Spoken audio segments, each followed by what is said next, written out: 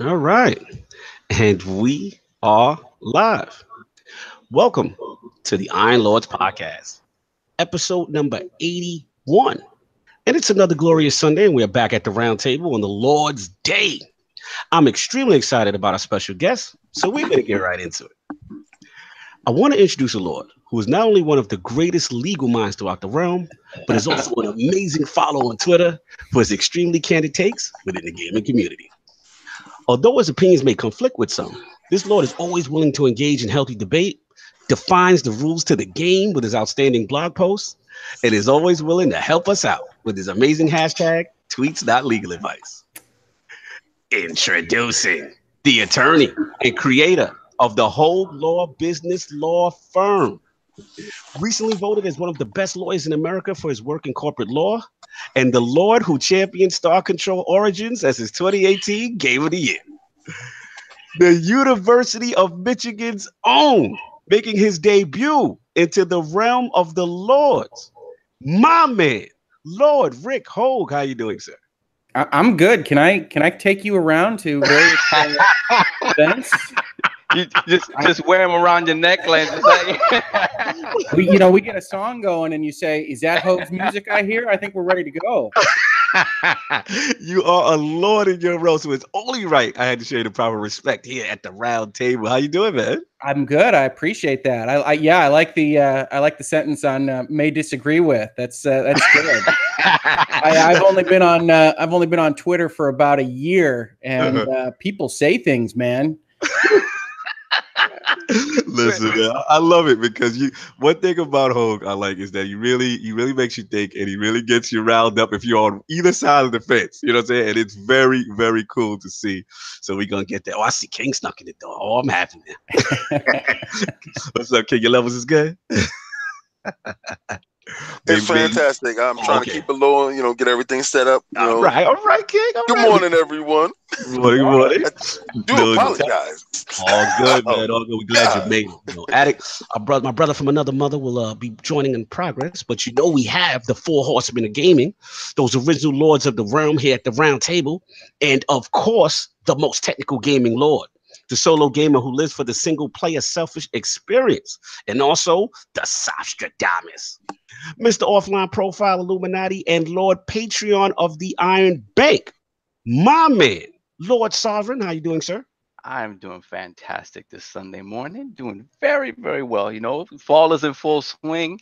Games are coming out. Yanks in the playoffs. It's a beautiful thing. It's a beautiful thing. Last night, I have to say, I shed a few tears. Talk to me. The homage to the captain, the Mets captain, David Wright. Lovable losers. You want to talk lovable losers? That was so sad. That was so sad. You know what? It really was. It really was. Like everything from his daughter throwing out the first pitch to him, just the way he sort of defers to the crowd and his teammates. Just an amazing dude. Very sad that he couldn't have a long and more prosperous career. Still leaving the organization being number one and number two in a lot of categories, which is amazing unto itself. It was really beautiful thing to see. I wish I tried to get tickets, but I saw the press conference late. So by the time I went to buy tickets, it was sold out, and that place was packed. It looked like Game 7 of the World Series. It was really. I want to jump in on that because, as a Met fan, when it hit me, Sov, because obviously that team was so talented. They were young, and to see Reyes and him together on that side of the infield, and it just brought back the feel like that was supposed to be the future for them. You know what I mean? And they got to the World Series one. They won one pennant, and it was just like, oh man, But what is cool too is he was so happy to be there. You see, like he really was happy to get on that field. So he was. I wish he had played the whole game though. I know they had a range only for a couple of innings and a couple of bats, but I wish he had just stayed in the whole game. Yeah, I don't think his body would have held up for the rest of the game. So he had to be there. In and out. You're not wrong. You're not wrong. Spinal stenosis. He did not want to show up and then have to show out for the rest of his life. You understand what I'm saying? Real quick, what I'm playing. That Forza Horizon. Oh Lord. Oh, well, I got the I didn't get the ultimate version. I love Forza Horizon, but I'm not a car junkie like that to pay $100 for it. So I went out and I went to my local mom and pop store and shout out to Mr. Lee. No, sounds like it was I went to some place that you like and I got it from them. That should not be disclosed with legal representation on the show. No need to mark on him. I got it. That's great. He's like, yes. So, man, that game, it threw Lara Croft in the bushes for a little while there, man. Like it really did. I saw you playing Tomb Raider. I said, "Is he on?" I had to rub my eyes. I was like, "Is Sovereign on?" I told you I'm on. I'm just not talking to anybody. But I'm on. That Forza, man, like a new bar set for open road racing games, like the Crew 2 in the bushes, like it's just no. That's one of my biggest disappointments of the year, Crew 2. I really enjoyed the first Crew. Not so much the sequel. The concept was they just haven't they need to hit it out of the park with the concept. They haven't really done it. But now let me ask you this, because now because I haven't picked it up yet. I'm El Cheapo right now. Destiny's taking my life. So my question to you, Sav, is it? Have you tried both modes? Because apparently, was it like a performance mode? Is there 60 frames per second mode as well as I tried like kind of HDR mode, 4K? I tried both modes during the demo, and what I came away from, I decided to go with 60 right now. I play this game so much, I'll go back and forth. But I'm playing the 60 frames per second mode because the thing for me is, in other games with 60 frames per second modes, they eliminate a lot of the effects and details. Right, so that's what I was worried about. Yeah, right. From Digital Foundry. So in this mode, you get the resolution downgrade, but the effects is all still there. So the game still looks equally beautiful. And then gotta give a shout out to the Samsung QLEDs, like the upscaling ability of our TVs, like the game still looks absolutely phenomenal. Like it does. What are you talking about? Oh, he can't add to the building. Here he is. Here we go. Here we go. We'll finish up. He was talking big money talk. He was talking big money talk. 4K talk. Not you. We're not talking about it. We talking. We not talking about to you, 1080p man. Oh my God, it's terrible. But that's it. That's all you've been rocking. Yeah. Oh, and I got into I played some of the Soul Calibur beta. Oh Lord. Mitsurugi is back. Nice. He's back. The game runs beautifully, looks great. They changed a lot of the. I forgot you didn't go to E3, so you talking about old stuff. Yeah, we played that. We saw that thing looks amazing, bro. But I got my tail handed to me online, so I gotta get in there. I gotta get in the dojo. Sharpen up them scales. No doubt. So it looks like my co-host with the co-most came through the door. My brother from another mother, the difficult game conqueror, and the how of the young wolf. My man, Lord Addict, how you doing, sir? Doing pretty good. How are you guys doing? Pretty good, man. Pretty good. We got Hoeg in the building. Yes, morning. Yes. No doubt. What you been playing, man? What you been playing, Addict? Pretty much just Destiny. Whew. Sounds like Addict needs a 2-hour energy or something. Yeah, he needs a 5 hour, man. You're gonna have to deal with it. This 11 o'clock stuff ain't for me, okay? It's for the fishes. It's in the bushes. Yo, I said that today. I said, "Oh my God!" The 90s will be eliminated from contention, so my interest will be waiting soon. Waiting on your Jets. Now let me start, King. Listen, my Jets is in the bushes. I already told you. Until they can actually put something together. That first game, and everybody's like, "Oh, it's on!" I said, "Shut up, shut up." I've seen this act before. I said, "Just wait till next week, where disappointment creeps right back in." And sure enough, right on cue, disappointment creep right back in. So I was like, and then the week after that, disappointment was gonna creep right back in. So. In fairness to your Jets, I said this before the podcast started. My Lions have made a lot of NFL teams feel real good about themselves. Yeah, but wait, time out. But didn't your Lions beat the Patriots? Oh, they beat them bad. But I thank you. I appreciate that. I appreciate that from the bottom of my heart. Maybe Matt Patricia has some real deep-seated feelings about the Patriots, and he's going to lose to the rest of the division and just beat the Patriots to death. I don't know. If he does that every week, I will tune in for that. That's the only thing I would tune in for. Since King is ready, we got his intro on deck. And of course, we have the incredible Hulk of this, aka the Excess Gamer. Ooh. The Lord of Combat Sports, who is a man of his convictions, demands nothing less than that premium experience. It is the leader of the Fraud Alert movement. Ooh. Beloved Lord King, how you doing, sir? Oh my God, LordCognito had to wake this dude up. I said to myself, all right, I got a good hour. Let me just lay down. Let me just get some sleep. And I'm I did that too, but it wasn't an hour. It was 30 minutes. Bruh. I fell asleep watching the Kavanaugh stuff, and that's the most hilarious stuff television can give you. If you want to be informed, watch Lord Hoeg's tweet timeline. If you really want to be informed. No, you know what? I try to stay away from the whole political realm. I really actually do. I really try to stay away from it. But I've never seen an individual not answer a question in so many ways. I said, I'm sorry. I said, guilty or not guilty, I really don't care. But I said, that man has the art of the dodge. Like his dodge button, like he is constantly hitting the X button or the juke button in Madden because he's not getting tackled. He is not getting taken down. It's just the funniest thing on television. Well, all right.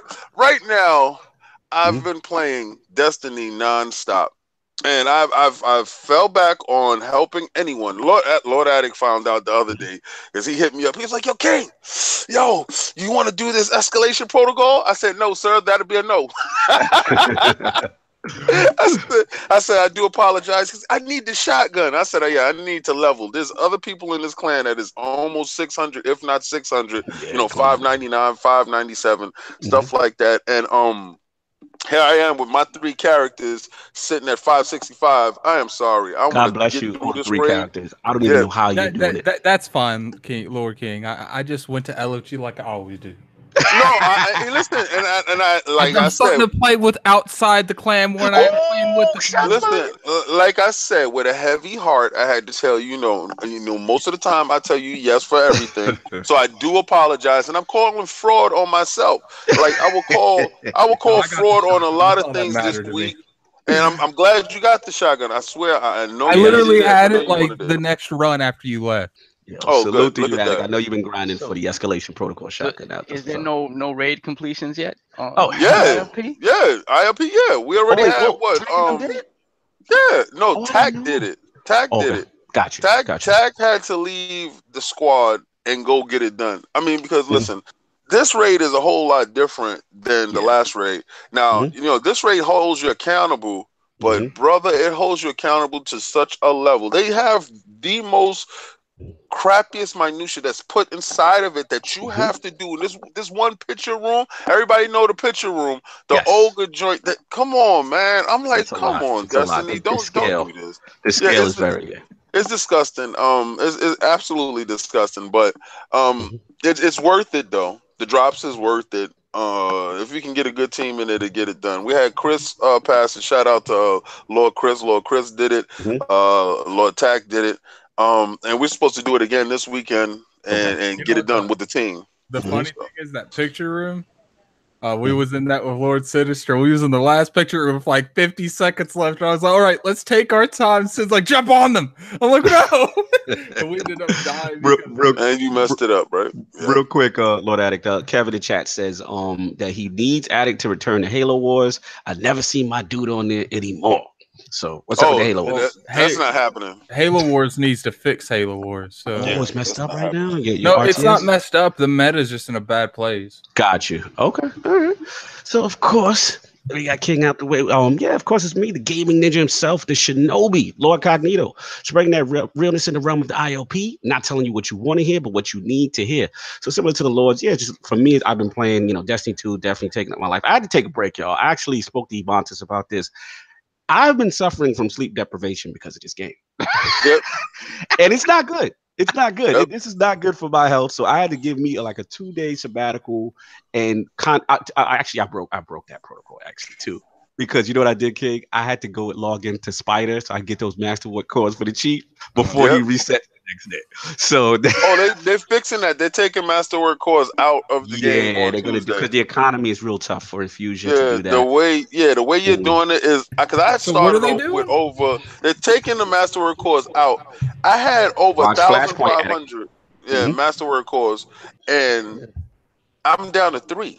Yeah, it's bad. I mean, Cactus had a funny tweet where he had Nino Brown put the gun to his friend's head, and it's like he said, when you had your best Destiny gun from year 1, but you out of Masterwork cores. I don't think they need to take Masterwork cores out, but the way they're doing it, they have to take it out. No, but what they're doing is they're replacing it. They're renaming it something else, and then they're also making the option to get them a little bit more easier. I think if you made it to where, first off, you can make it to where Spider, is a little bit more flexible, not just 3-day. Right. Or you can make it to where, because there's 10 levels and you need it for everything above 3. Right. Just make it to like the last 3 you require master cores. They're doing a lot, man. You got to watch the Flashpoint list when me and Ebon just broke it down. And they definitely did. They're saying that they understand the problem. That what they need to do is they need to get rid of those resources, because I ain't about that life.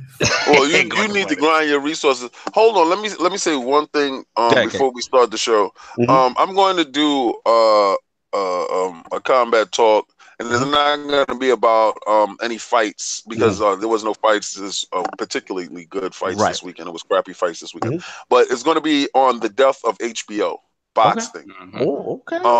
And yeah, it's a pretty sad thing, but it's very intricate in how we got from point A to point B, and it's not as clear as people may think it is, as they, just either got their butt whipped by this person and just was like, you know what, I'm done. No, it was a slow descent into exactly where they're at the bottom. So it used to be the creme de la creme. Yeah, absolutely. Yeah. All right, yeah, definitely look out for it. I miss those days. Larry Merchant, Jim Lampley, all that good stuff. So, and Roy with the green mic.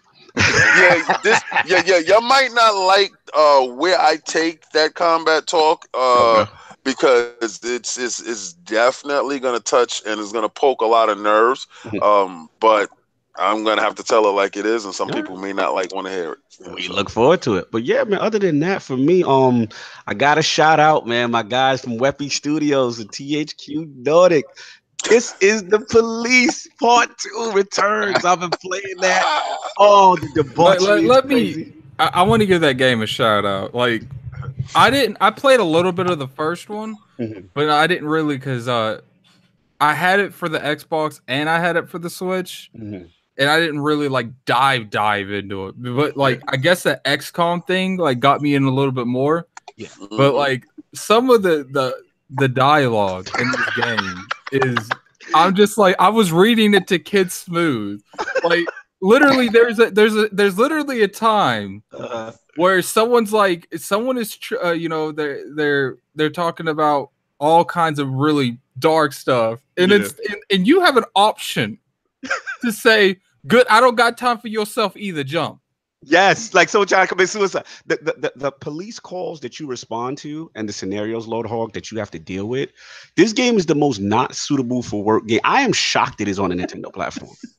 To be honest, and I've said this with the first one. The second one is great. They got the voice actor from Duke Nukem. He's back, which was the main character, Jack Boyd. He's kind of more in a supplementary role this time. There's a female police chief. There is anti-feminist stuff going on in this game. This game touches all subjects. If you feel a way about certain subjects or groups, this game attacks it. There's no filter. And all type of corruption and debauchery. The game is hilarious. It's a little bit of XCOM as far as tactical when you go on the scene, but prior to that, it's really well written. You have a lot of dialogue in between, and it's people management. You have to manage your cops. You have to they get tired. Guys will make up excuses every day not to come up to work. It is so much. It's funny. I'm back in my zone, so I'm warning the Lords now. During the week, late night, my tweets might be not suitable for because I will be screenshotting some of the stuff, and it's funny, man. Oh my god! I actually convinced someone to buy it. They're like, "Is it worth $30?" I was like, "I'm only 2 hours into it. I could tell you this game's worth $30. I know for a fact it's got replay value." No doubt. So let's get into it, man. We got a lot to talk about in this show. So now we got into what the Lords are playing. I want to start off with Lord Hoeg, his video game system history, his initial legal journey and eventual creation of Hoeg Law Business Law Firm, and of course, what led him to become the leader of the Help Us Out Hoeg and Tweets Not Legal Advice movement. So, Lord John, let's start. Actually, Lord Rick, start from the beginning. What were some of the first video game systems you had, and what got you into gaming? Oh man, well, I like so many people. My father was a big techie back in the '70s, and so the first thing that I can remember is really old. I mean, we had an Intellivision, we had an Atari 2600, and that really graduated into an Atari ST, a Commodore 64.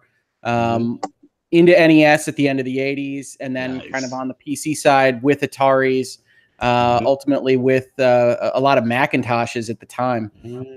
So we had an old Mac that overheated at the top, so we had a paper chimney that you actually put on top of the Macintosh to keep its heat down. And I remember a lot of good games on those. I used to play the adventure type games. Okay, nice, man. And that love really came from my father, in all honesty. And as that period went on, obviously Super Nintendo, Sega Genesis, but even the more expensive niche stuff we got a chance to play. So we had a TurboGrafx CD, we had a CDI, we had a 3DO. Yes. And that love just permeated my life, honestly. I really was a defender of video games, even in the nerd classes in middle school and high school, on debate and on quiz bowl, and telling people that, this is how I learned a lot of vocabulary, was from Final Fantasy VI, and I learned to type King's Quest. King's Quest, remember? And I started thinking about economics and developing my political and economic philosophies from playing Civilization and Sid Meier's Alpha Centauri. Playing games like Aerobiz on the Super Nintendo and those kinds of things. And I've maintained that love throughout. So I went to Michigan Law School from 2002 to 2005. In 2005, I get out of law school, and I'm hired by a big law firm in Ann Arbor, so right there near the law school. Home base. And I start out doing venture capital and mergers and acquisitions. And I don't want to bore your listeners. We can talk about the details on any of that as much as you want or as little as you want. Sure. But I did that for a long period of time. And then 2008 rolls around.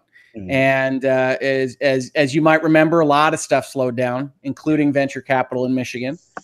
And like a lot of employers, they say, all right, that's good. But what are you doing to make sure that you keep your plate full? What are you doing to make sure we're keeping the revenues up? Right. And so I said, well, I have a deep love for games and technology, and Ann Arbor is a big hot spot for development of new inventions, ideas, biopharmaceuticals, life sciences. And I said, let's start to do more software stuff. And we had a kind of small burgeoning software field at Honigman, Miller, Schwartz & Cohn, which is the big law firm where I worked. That's your home base first. That's where you started. Yep, that was where it started. And I worked on software. And at that point in time, software as a service was very novel in terms of what legal documentation was behind it. It still is, frankly.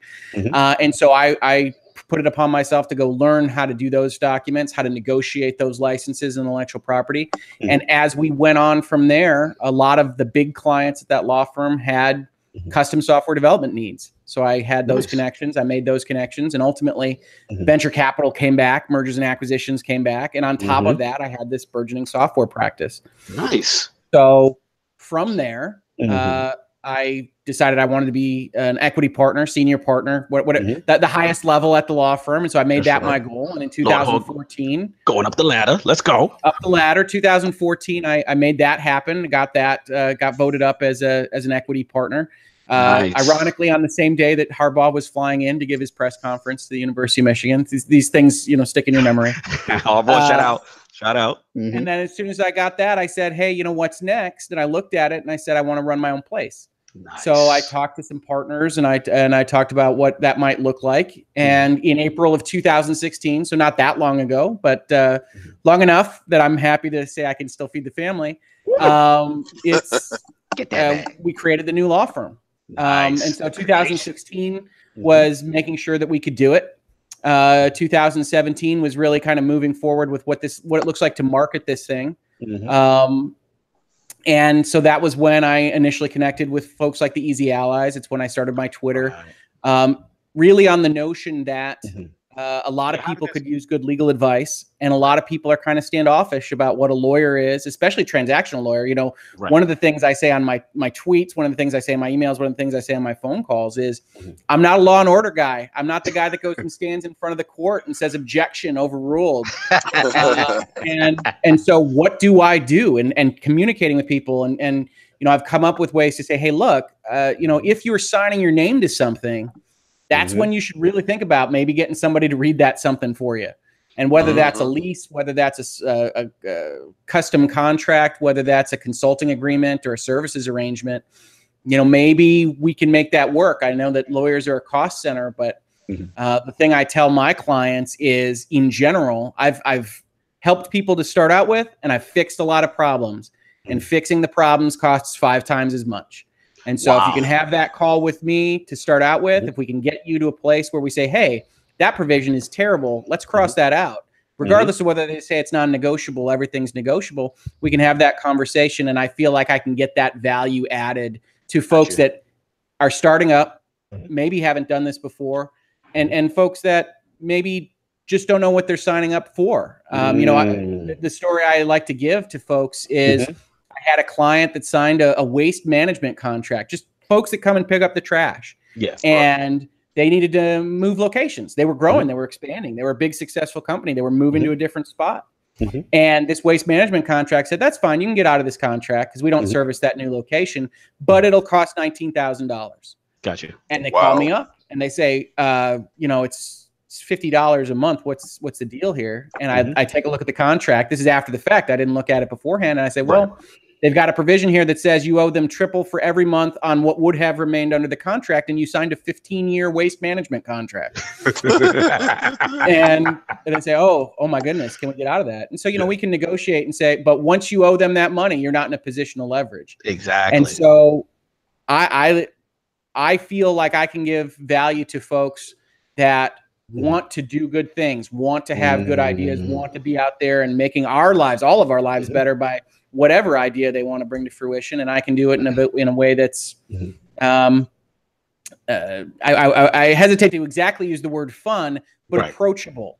That lawyers can be people, and they can make jokes about Urban Meyer's history of lying, which I've seen on your timeline very often. At the same time, give good kind of conversational points about what the law is, what they should be looking out for, and then live tweet 9 hours of the Kavanaugh hearings. You know, I'm a full service law firm. Let me back you up a little bit, because you dropped so many gems. Oh my God, it's so much you dropped. That the thing I want to get, let's go back to the gaming for a second. Yeah, absolutely. Just for a second. And I just want to say, like, okay, first of all, shout out to the dads out there, because your history kind of similar to mine. My dad was kind of the one that was a techie that kind of introduced me to gaming. So you did say Atari 2600. I did. You did say Telltale. You dropped some bomb names, and you even said the niche stuff, which is like TurboGrafx 16 CD, which King, I know, very pleased to hear. Yes, it's 3DO. Yes. Now, my dad got me into Coleco. Now, was Coleco missed? I want to add. Oh my God, addict to the young boy. But anyway, we're talking before his time. But like, I noticed you mentioned that, you know, I didn't hear Coleco, and I wanted to ask you about NES, the original NES. Yeah. Did those have any gaps in there, or did you experience those as well? No, I had an NES. I that was my first introduction to Final Fantasy, which would be a lifelong. Nice. I still vividly remember, speaking of my father, one of the few times we really needed help on a game, and you know, GameFAQs, the internet didn't exist back then. Right. So GameFAQs, yes.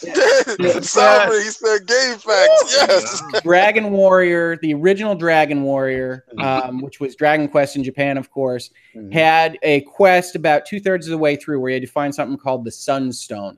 And the trick to finding this thing was that the towns in Dragon Warrior would immediately pop you out to the world map when you left, except that one town didn't do that. And so you had to notice that if you could go 2 squares past the entrance point and walk around the outside wall, and there was the Sunstone. My dad and I could not figure this out to save our lives. And this was the one and only time that I remember that we called the Nintendo helpline. So And actually said, we need the That was Sunstone. like $10 an hour. Yeah, That was like it was some huge amount of money. $10 a minute, something crazy. And it was very funny because you could tell when it's one of those areas where clearly people were getting hung up because the guy basically said Sunstone and then read us the paragraph. So, but I remember that vividly. Obviously, that's a great memory for me, working through these issues with my father. Yeah, and the original NES, the Hoeg family had a game, Princess Tomato and the Vegetable Kingdom, I think, that we would play, and we weren't allowed to play on our own, that we would play after dinner as a family. Wow, that's cool. Of course, because I'm obviously a rebel and a renegade, I played a little forward in Princess Tomato one day. And I got punished. I got grounded, I think. Going ahead of the family. He said, "Who the hell touched the tomato?" They did. They said that's a breach of the family trust, and we can Princess Tomato.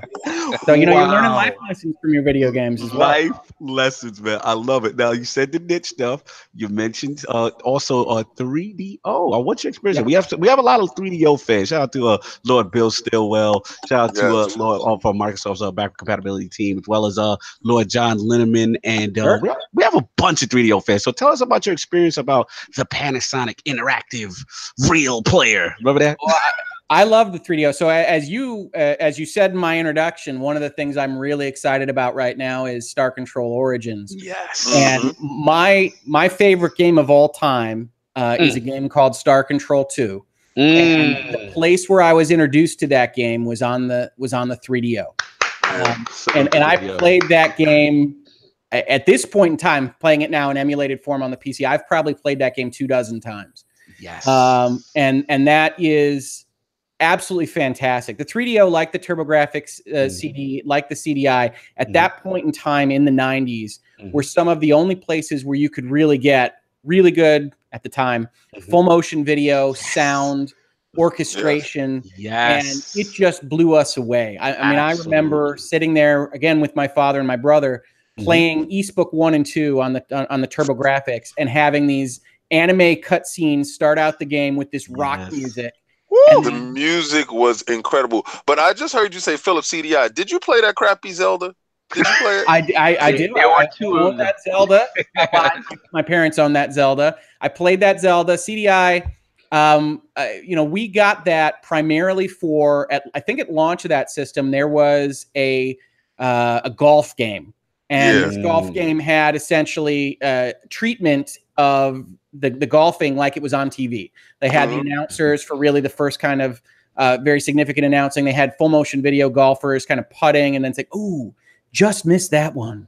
Yeah. My dad absolutely adored that. Yeah, that was the biggest deal. They had little chyrons that came up that showed it exactly like on TV.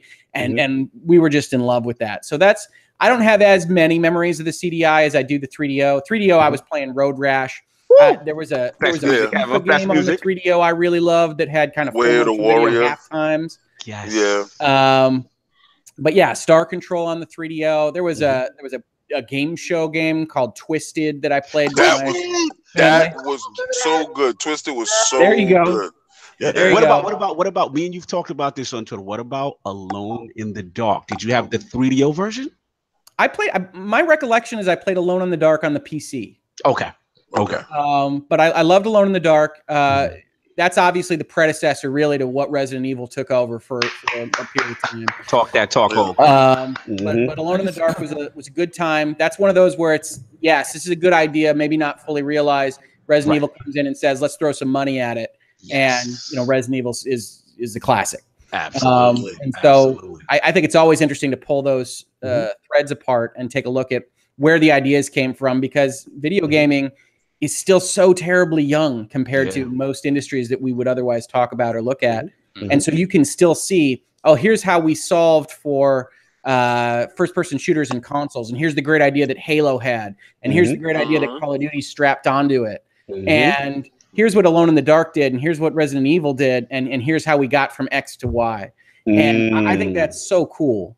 And I still have a great deal of fun looking at those things. I do think that as we've kind of promoted high textures and big expensive things, we've lost some of that nuance and kind of interesting game design at kind of the higher levels, the double A's maybe, if not the triple A's. But I like playing the indie games and some of the other kind of independent developers takes on these things, because I love them, but I don't want everything to be a first-person shooter or a third-person. Agreed. Right. Completely agree. And shout out to the chat, man. Sam told me, he said, shout out to THQ Nordic for purchasing the Alone in the Dark IP. A lot of Alone in the Dark fans, a lot of people loving these memories you're talking about, Lord Hoeg. Now, I want to ask you, I know you glanced over it, as far as a lot of our chat and our lords, they know you from Easy Allies. They help us out whole series. So I know you did briefly touch on it, but like, how did that link up really come to be? And then also I want to shout out Lord Brandon Jones, Kyle Boltzmann, and those guys. They do a fantastic job. So how did that happen where you now are added into like a gaming podcast to be asked legal advice about, how things work? How did that whole thing really come to be? Well, as you know, Easy Allies is Patreon supported, and they had a podcast sponsorship open up in February of 2017, when I was looking at, I've got this budget of marketing and how do I want to spend it? And one of the things that I really liked about them in particular, and I told this to them, is their focus on being positive, not to the exclusion of everything else, but really on a focus on what can we take as a silver lining? What can we take about positivity here? Primarily because a lot of the games media, in my experience, reading them, watching them, has kind of developed a certain level of cynical, ironic snark. And that's fine. But I tend to be a more earnest guy. You can tell from these discussions of my past. I love this stuff at a kind of very fundamental level. And the Easy Allies really spoke to me in the way that they were talking about things. Nice. And then a friend of mine forwarded to me The Trial of Kyle Bosman, where instead of just being a comedy skit, they actually had, I don't know if you remember this video or saw this, but they had Bloodworth, they had some other folks come out and actually talk about things like good faith and fair dealing in contract terms, and whether there was proper contract negotiation and language in there. And these were my people. They were nebbish and technical in a way that I really enjoyed. Nice. And so I said, all right, let's put some money down and see what gets us. That's what's up. And I've gotten clients from that sponsorship. I've obviously gotten to know some of the guys. And I think sometime in July of last year, there was some stuff happening. There were some studio closures. There was a Visceral. There was EA dealing with some things. And I had tweeted out, and I tweeted to Kyle and I think to Brandon. I said, well, some of this is being motivated by corporate structuring, that we're looking at games as a service making so much more money than single player, and EA always jumps on this life raft. And some of this is about fiduciary duties, which is now a catchphrase over at Easy Allies.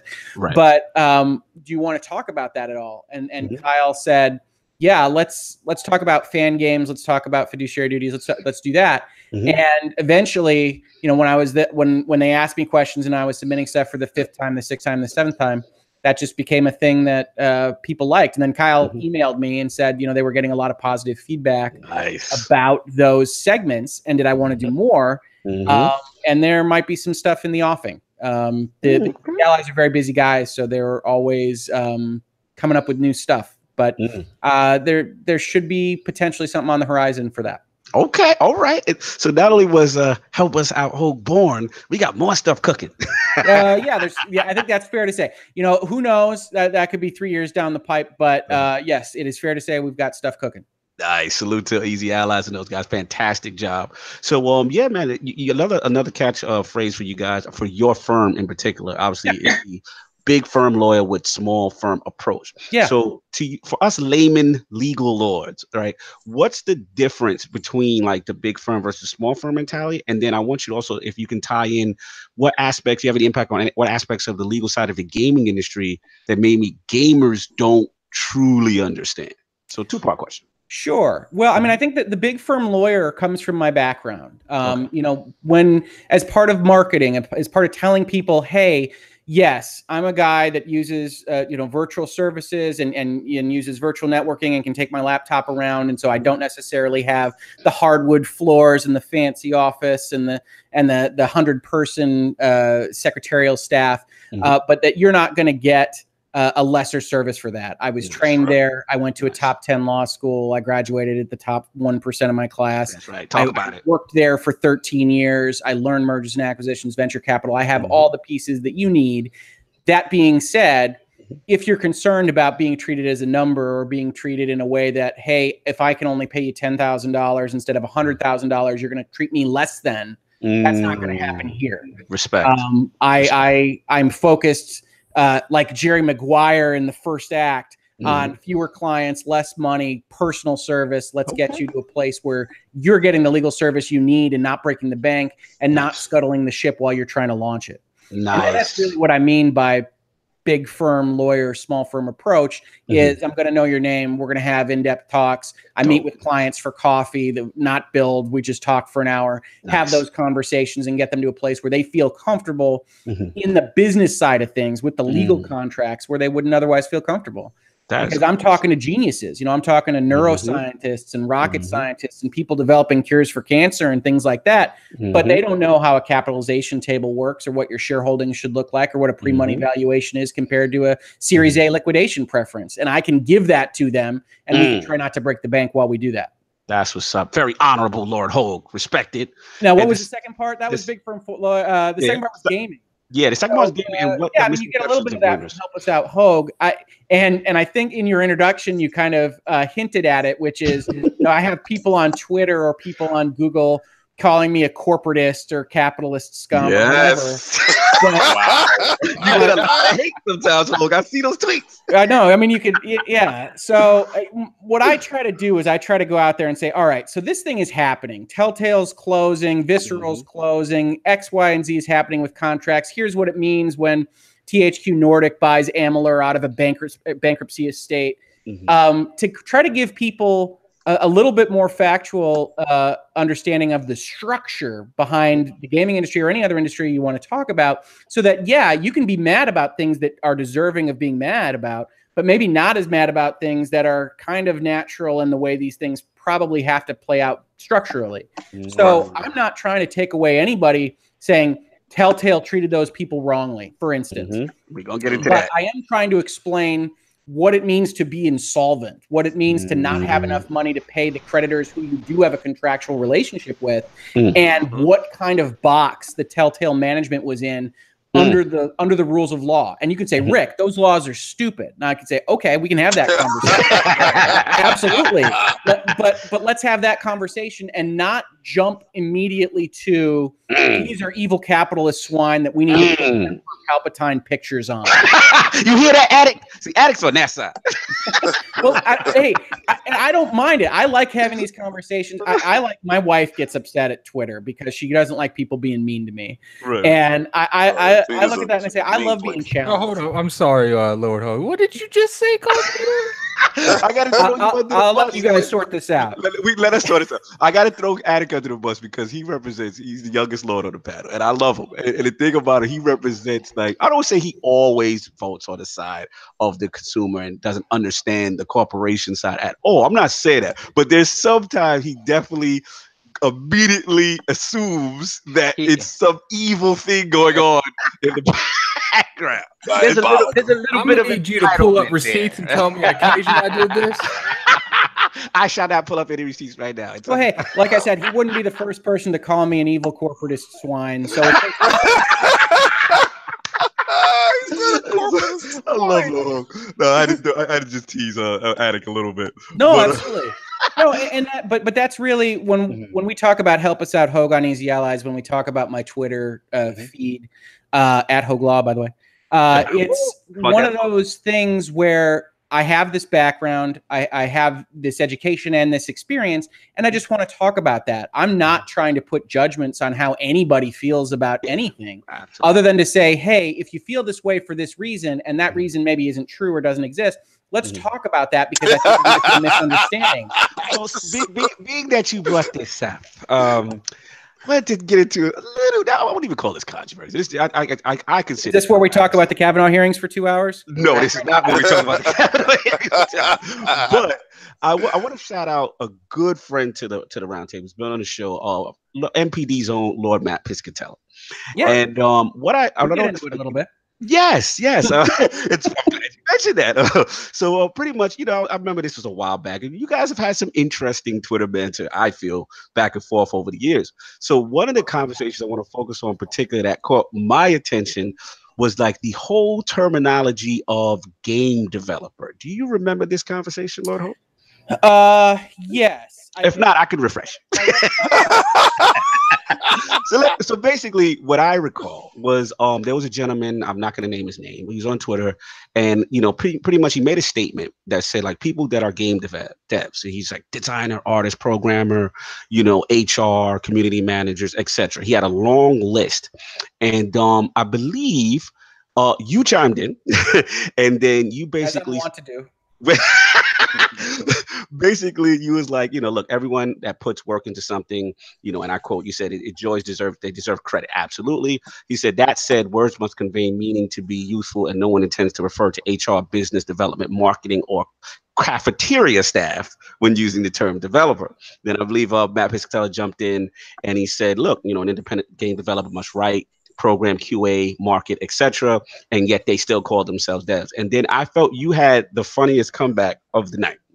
You said, sure, anyone that directly develops a game rather than infrastructure is a developer, regardless of whether they also sweep the floors.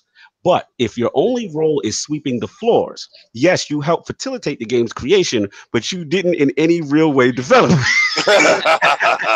So obviously you guys continue to go back and forth, and then you kind of came to a resolution. But I just wanted to ask you about. Wait, was this really an argument? Oh yes, they was at it. They was my Twitter feed was lit. I was eating food. I was just tuning in because these are my guys. I like Hoeg, I like Piscatella, and I've seen a couple of times good. So I just wanted you to clarify that your whole position on developer, not to really bring beef, but just the whole developer thing. Well, the one thing I never quite got on this was, it was Rami from Vlambeer comes out and says this, that all these people are game developers.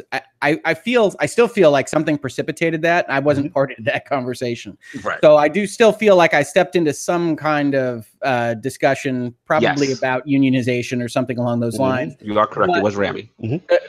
But my position is, you can't just say an independent game developer does all these things and you can't take that away because they do these other things. That's absolutely true. My brother and I, did iPhone apps for a couple years that I'm very proud of. And that's everything. You do everything involved with that process. But part of that is you did the writing and the programming and the developing of the game, as well as figuring out how to keep the lights on and dusting the place. My point was that if we're going to talk about who a game developer is, we just need to be careful that we're not including people that are useful to any corporate structure, but not in particular the development of the game. And somebody I think came on later and said, well, we usually refer to it as companies, and that's true. That's fine. When you say X company is a developer, I have no problem with that.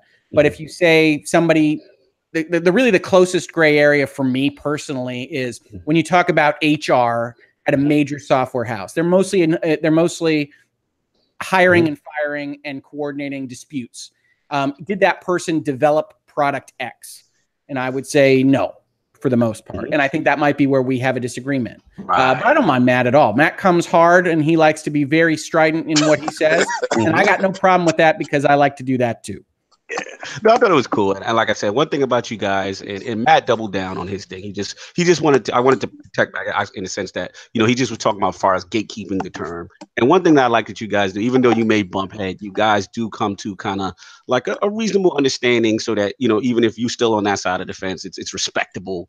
And I do like that about you too. You guys can have respectable disagreements. So I just thought that was, I remember it like the back of my hand. And I was just like, wow, this is funny. This is hilarious. They're going in, You started that, and I thought for sure you were going to pull up some of my Polygon or Kotaku. Oh, no, I wouldn't do that to you. I would only do that. That's stepping in it. That's some fun stuff on Twitter. Oh, yeah, I know about those too. Oh, my goodness. All right. So another thing that you actually specialize in at Hoeg Law is obviously with your firm is mergers and acquisitions, right? Yeah, I do a lot of them. Right. So with the recent studio acquisitions by Microsoft, they acquired Undead Labs, Yeah. Ninja Theory, and now the rumors of another Microsoft acquisition being revealed at this newly announced, possibly being revealed at this newly announced XO18 fan event. Okay. I wanted your input on the process of how like gaming acquisitions get done, or just the input on the length of time to complete. Because we see Microsoft just, I call it the Infinity Gauntlet moment. They're just snatching up all the gems and like, how is this done? Like, how far is the time? Just give us some input on how that whole process is. Sure. Well, part of that's going to depend on whether the company is shopping itself or whether it just gets a call out of the blue. So a lot of my clients essentially decide, they look at their numbers, they look at what it takes to grow. They look at where their current lives are and say, hey, I think we'd like to figure out what this thing might get us if we sold it right now. Right. And we say, okay, let's look at what a term sheet would look like. And a term sheet is a shorter document between 1 and 10 pages that says, here's what this sale will look like. And let's talk to people about whether that's attractive and what that number should be, that top line X million dollars, and see if there's anybody that's biting. I just finished the sale of a company this last week that was the process. To give you some kind of context of what the timing for that was, we went out with term sheets in about May, and like I said, we closed last week. Wow! So this is a process. You're talking about June, July, August. Wow! You're talking like at least like 8 to 9 months. This takes time. Well, that's why Microsoft couldn't say the other studios. They talked about only the studios that the ink was dry on, and it was other studios that they're in acquisitions and conversations about that they can't talk about. So. No, they shouldn't. And that ink dry is interesting. So there's two ways to essentially close these deals. You can close them as a sign and close, meaning when that ink dries, when you sign that document, the company is yours. Or you can sign them as a sign and then close, which is you look at like the Disney Fox acquisition. Fox is not owned by Disney right this second, but they've announced it. They've signed the deal. It's been approved by the shareholders. It's done. Except for when you sign and then close, there's a list of things that have to happen. The government has to approve X. Our third-party contractors have to approve the assignment of the contracts if that's what's happening in the deal. We need to get approval from X board, Y board, and Z board. And so you have this process where you've got Fox and Disney signed up to something. And my bet would be that they will close that deal sometime in the first or second quarter next year. Because you just have to. I had a question for you with that. Since you brought up that exactly, that I want to get into that too. Okay, I just saw that Disney and Fox agreed to sell Comcast Sky Network. The Sky, yeah. Right. So, and the whole big structure, Disney actually was going after Fox because of the assets that they had in Sky Network, and they wanted to use the entertainment, right. Yeah, I would characterize the Fox assets as entertainment and news. Right. And Disney wasn't as interested in the news side. They would have been fine. Disney's a megalith and would buy everything they could if they if they were able to. But that wasn't what was driving the value proposition for them. They're still basically funding the content creation for Disney streaming. So what happened is they went in, I believe Comcast and Fox still being its own shell, bid on the remainder of Sky. That was an auction that happened either this last week or 2 weeks ago. And Fox lost, as they were always going to, because Comcast had this big pile of money that they didn't spend buying Fox. Yeah, the 40 million. Bought the remainder of 40 Sky. billion. Yeah. Comcast bought the remainder of Sky, and then they probably did that with phone calls and an understanding that because neither Disney nor Comcast wants half of Sky or whatever those percentages were, that Disney would have Fox sell the remainder to Comcast and they'd essentially bifurcate completely. So, but you see in that kind of relationship that Disney is still essentially making those decisions, running Fox, and Fox is saying, okay, since we're going to be part of the Disney family, we can give up this Sky piece to Comcast and Comcast can have this whole asset so that they're happy. Now, this is my question, right? Yeah.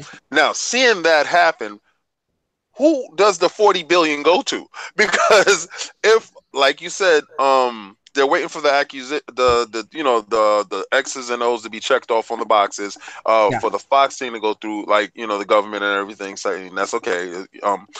The question is, who does the 40 billion go to with the acquisitions of Sky?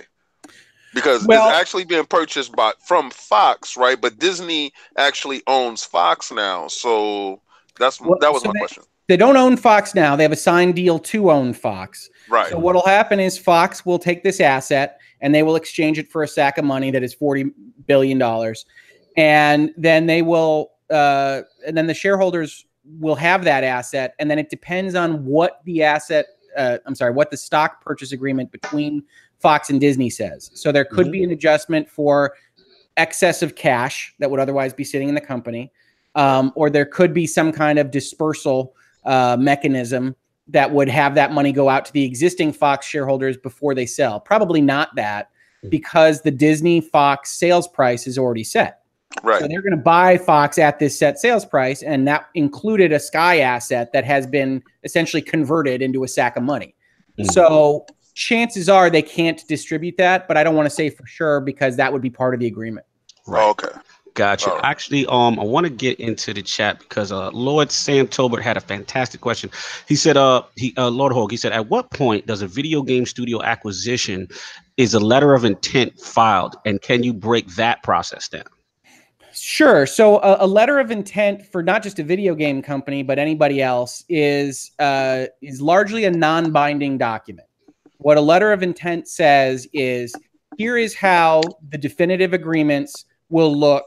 And the reason we do this process is so that we can agree on the major issues that if we didn't have agreement on, we shouldn't pay the lawyers 50 grand to draft these documents. So a letter of intent will say the top line price is $50 million.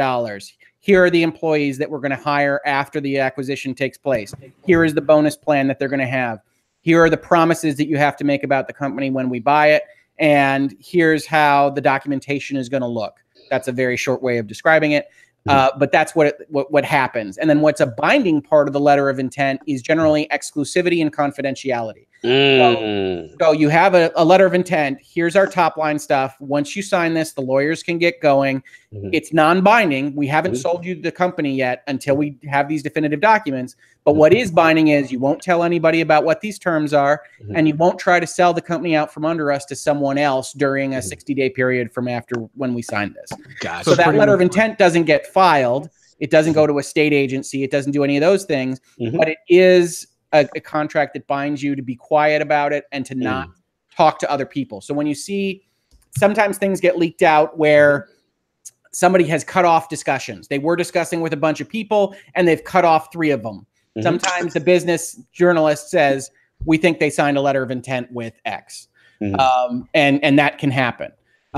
So that's really the letter of intent process. It's the first step to say, we are agreed in principle to selling you the company for X amount of dollars. And now we can pay the lawyers. They're obviously exorbitant fees to document this thing. And we don't feel too bad about it. That's really what a term sheet is. So it's pretty much like opening negotiations, and you're going to be talking to me if you sign this, no one else. Right. So yeah. So the letter of intent is really those bullet points of, if all of this works out, we assume the lawyers can sort out the rest. If these 6 bullet points are true, then we're willing to sell you the company, and so we will sign on the dotted line for starting this process. Sounds good. You got my mind going now because I'm hearing all this exclusivity and letter of intent. Sure. And lawyers. You knew exactly lawyer talk. Now LordCognito is a huge Destiny fan. And one question that always been in the back of my mind was the relationship between Sony and Activision / Bungie on exclusivity. Now we do know that they have the rights to the maps, and usually it's an exclusive map, exclusive exotic. That's generally how the format goes whenever a new Destiny expansion comes out or a new title comes out. Now there was one specific time where protocol, I would say, was kind of broken, because prior to that point, prior to the Taken King, right? Usually a full calendar year would go past, and then the Xbox would be allowed to have those exclusive items as far as DLC is concerned, right? Or as far as exotics or whatever the maps were that were exclusive to PlayStation. Right. And one time when the Taken King launched, the actual exotics didn't come and the exclusive maps didn't come to Xbox. And when Bungie was questioned by it, they kind of dodged it, but they kind of just said, it's really still up to, Activision or Sony or whatever. They kind of dodged it. So my question to you is, would these kind of agreements, these exclusive agreements in video games, I've never seen a situation like Destiny's where the length of time is the length of time, which is a year. Usually content maps are like a couple of months, maybe, but I've never seen this before. And then how is it possible that they were able to change the nature of that agreement when previously it was a year? Is that a fluid situation that can always be edited? So this is all speculation. Tweet's not legal advice. Let's go. Hashtag. But in all likelihood, it's a continuing marketing arrangement. So Destiny, really Activision, gets a marketing combination with Sony. So you see those. Sony probably pays for some of those ad spots. They put the Sony PlayStation bullet thing on at the end. Destiny gets put in those Sony Marketplace old guy commercials, and they get to have a place at the E3 press conference. They get talked about, that kind of thing. And as part and parcel to that, as a quid pro quo, Activision has to give something back. So Activision can pay cash money. Activision can make content. Activision can make that content exclusive for a period of time. And chances are the way this works is each new piece of content has an addendum or another agreement where they say, this is what this exclusivity will look like. This is what this arrangement will look like.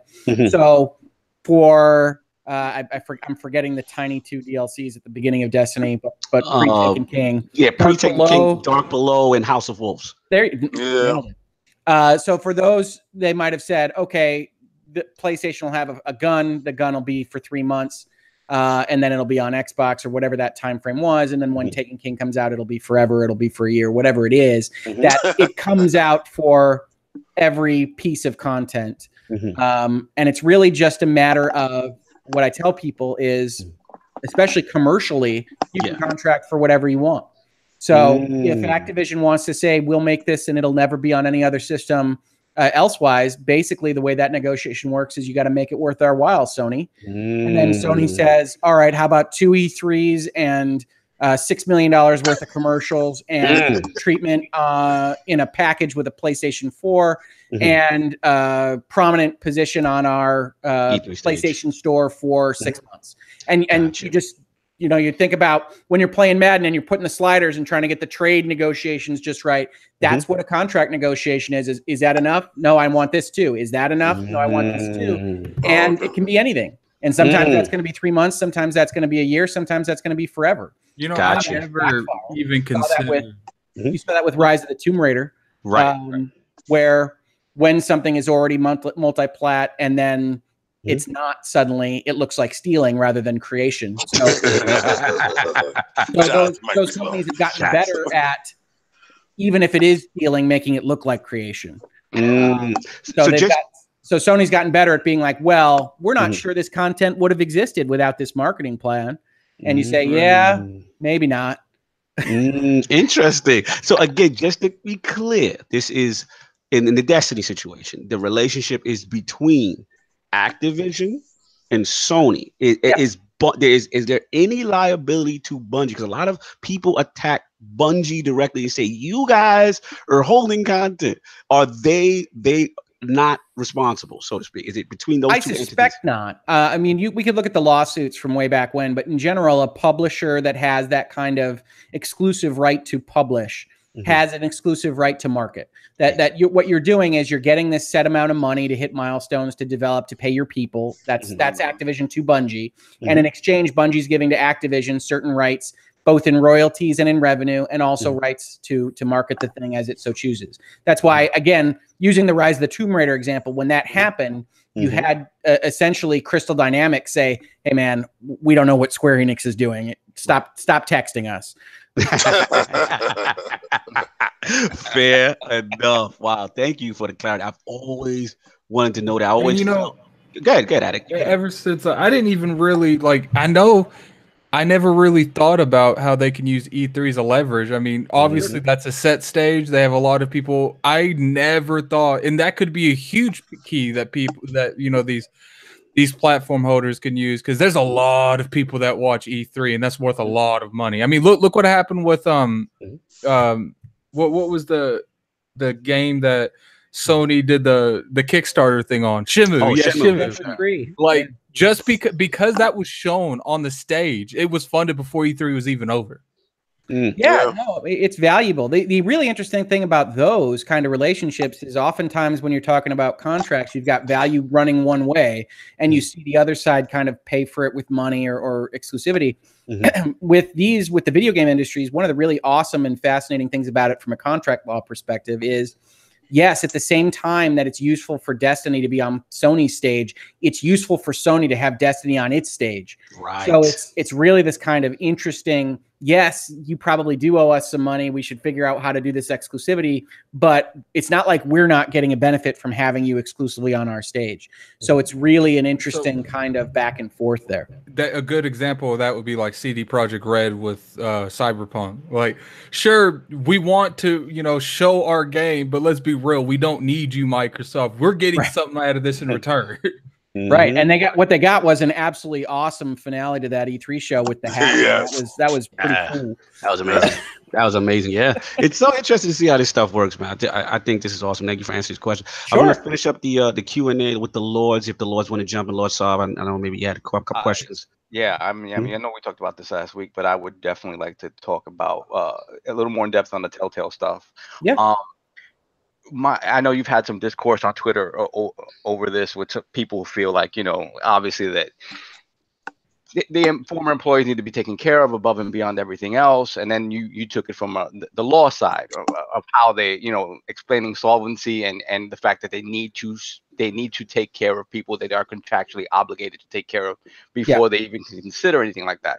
But my question to you is, as somebody who has an interest on both ends of this, as a gamer who obviously plays these games and wants these companies to be successful, what do you think is a middle ground for this sort of stuff? Like, what has to happen in the gaming industry so that these developers are taken care of and the business side is also taken care of, and everyone is able to move forward and sort of benefit from this? Is unionization an answer? Because I know a lot of corners of the internet are talking about that sort of stuff. Like, this needs to happen so that closures like this don't happen. How people are taken care of. People, if there are closures, people have severance, things like that. So, as somebody who's sort of vested on both sides, what do you think is a possible solution to this sort of stuff? Well, I think the starting point for that would be to say Telltale was absolutely mismanaged. Right. I do a lot of talking on Twitter, and I do a lot of talking in law with tweets not legal advice and couching it in saying maybe they weren't, or maybe this, or perhaps that. Telltale was mismanaged. They took what would have been a business model, and they spent too much money and realized not enough revenues, and they went down. Even talking about what happened in the last couple of weeks, it was clear that they needed an external financial influx in order to keep the boat floating. And when that failed, they went under. So starting there, they were mismanaged. In terms of unionization, and I tweeted a little bit about this with Jason at Kotaku and some other people. This is when we get corporate swine and et cetera, et cetera. I think unions are absolutely fine if people want to join them. I think we should be clear to what they do and what they don't do, and what they wouldn't solve is a failed business model. Telltale not making enough money on what it sells would not have lasted longer or been better off by increasing its labor costs by 30% or 50% or whatever. And I think that's clear enough when I say it like that.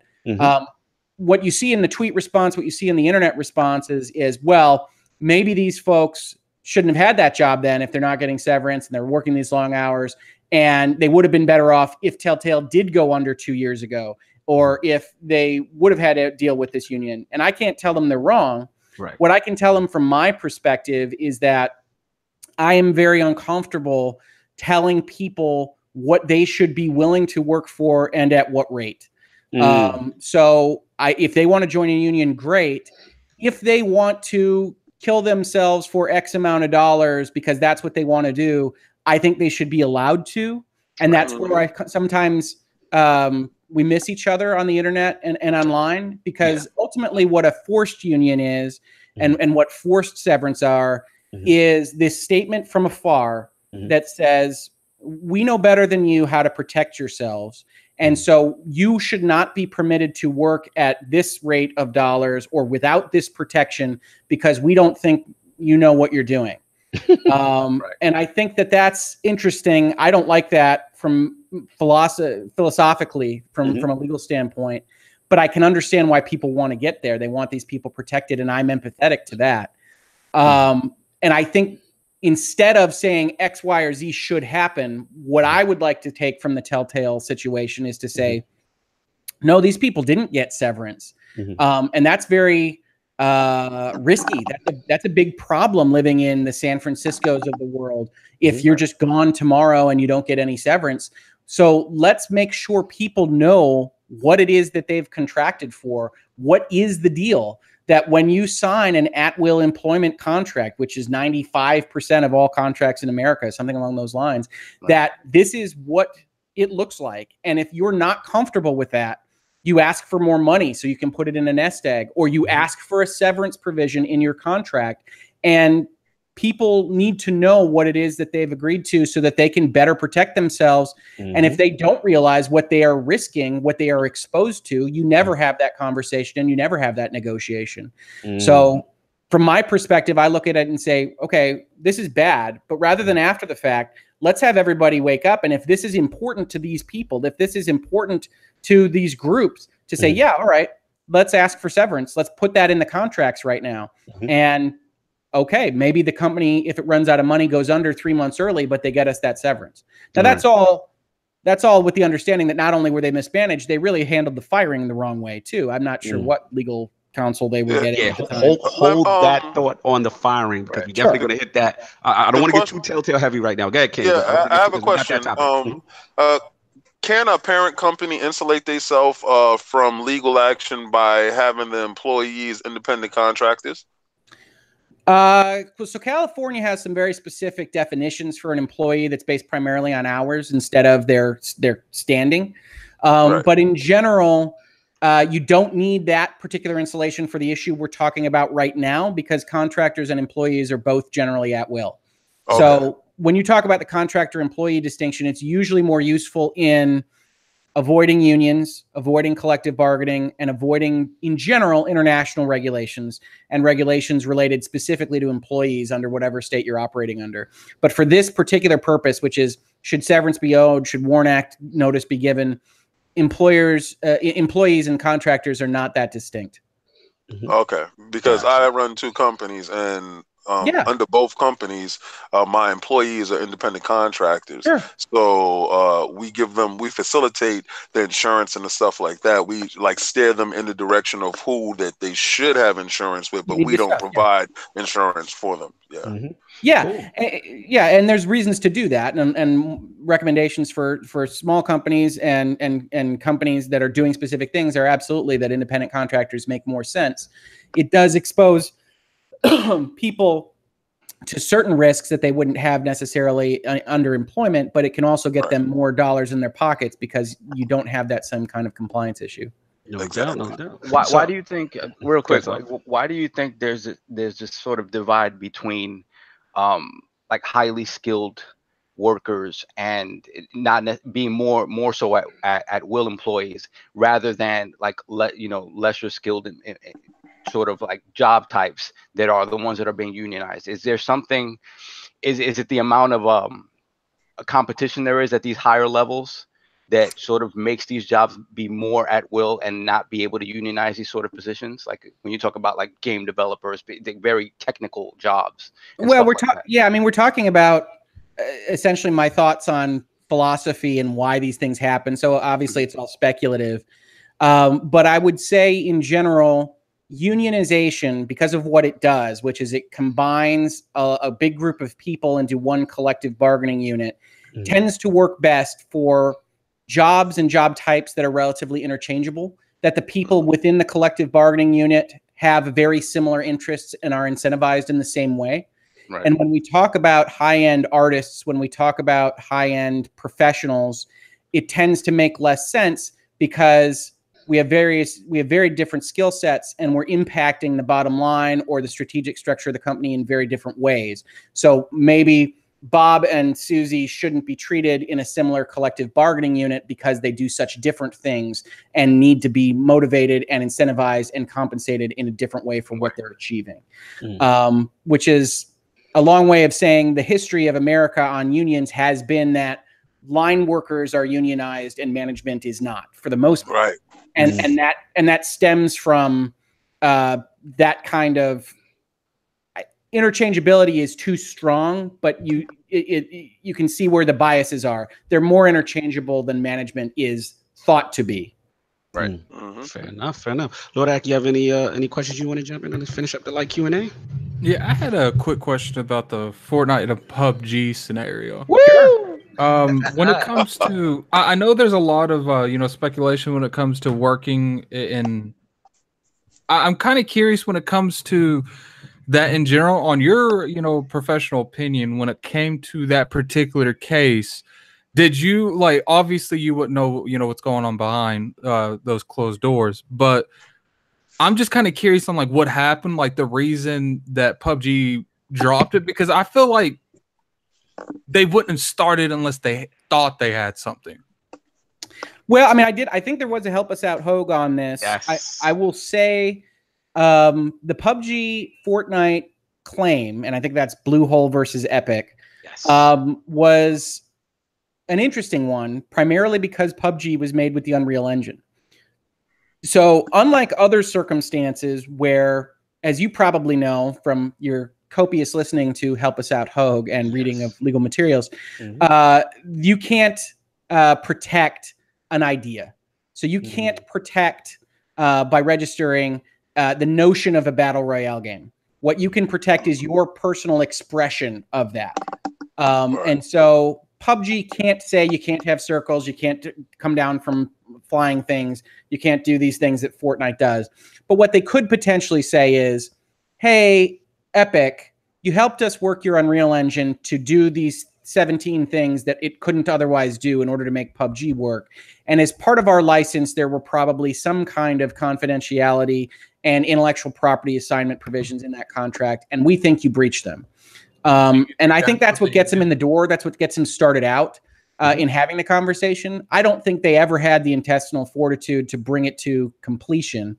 I think something like 99% of disputes don't wind up going through to trial and resolution. Is it pretty much like a bluff a lot of the times? People are trying to bluff. Yeah. What do you think the intent is if they know they're not willing to go the other way? What's the advantage of that? It's to present that way. I think bluff's a good word. Is to say that I've got pocket aces.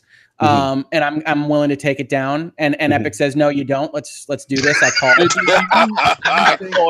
My pockets is big and my lawyers are strong. Yeah. Was trying to come in with that pocket aces. But if you settle out of court, then we won't have to go that direction. That's right. We don't know. Trying to pull that. Yeah, well, for a litigation, for the most part, especially if it's not a real significant one in terms of damaged dollars, you know who makes the money in that? It's the lawyers. Right. You're both sides paying the lawyers. But what I said in that Help Us Out Hoeg was one thing I could see was PUBG essentially trying to use it as leverage to lower their royalty on the Unreal Engine. Epic makes money on every sale of PUBG. Correct. Yeah. Correct. One question. Go ahead, King. In that whole scenario, can Bluehole be purchased by another company while in litigation against Epic? Yeah, I mean, I think would they have to end that litigation before they can be purchased by another company? No. Hey, did Microsoft did they end the lawsuit so Microsoft could buy them? I know where he's going with this. No, they wouldn't have to from a legal perspective. So one of the things that happens when you enter into a purchase agreement is there's a big section that we call representations and warranties, and that's just promises about the company. And one of those promises would be, we don't have any litigation, or if we do, here's what it is. We've disclosed it. And then there's a document called the disclosure schedule that puts down all the exceptions to the representations and warranties. And in that disclosure schedule would be, yes, we're currently being sued by Epic. I think they cross-sued on that. And we are currently suing, I believe, some other Asian developers for copying PUBG. Mm-hmm. And those would all go on the disclosure schedule. And then Microsoft or whomever would look at that and take that under advisement when setting the indemnification provisions, when setting the purchase price, when setting the terms of the agreement, to say, okay, no company's perfect. Here are the warts. And those warts are going to reduce your purchase price by $2 million so that we can hold it back in case something bad happens. Or we think that there's a possibility that you're going to gain assets this way, so we're going to give you a bump up on the purchase. But whatever it looks like, here's how your company is, and we'll adjust in the money. Okay. Fair enough. Wow. Any other questions? Because I was going to close up and then get into the topic. No. I mean, I just had to get to that part. No, I wanted you guys. I know you good acquisition target. I want to capitalize a little bit on what King David said. Now, since they, you said chances are they wouldn't have any kind of legal obligations to be in any kind of, lawsuit. Is from your personal perspective, have you seen companies that don't want to approach someone while they're currently in a lawsuit and they want to make sure that's cooled down before they even do it? I would say in general, acquirers would prefer more certainty rather than less. And a lawsuit is always going to be a variable.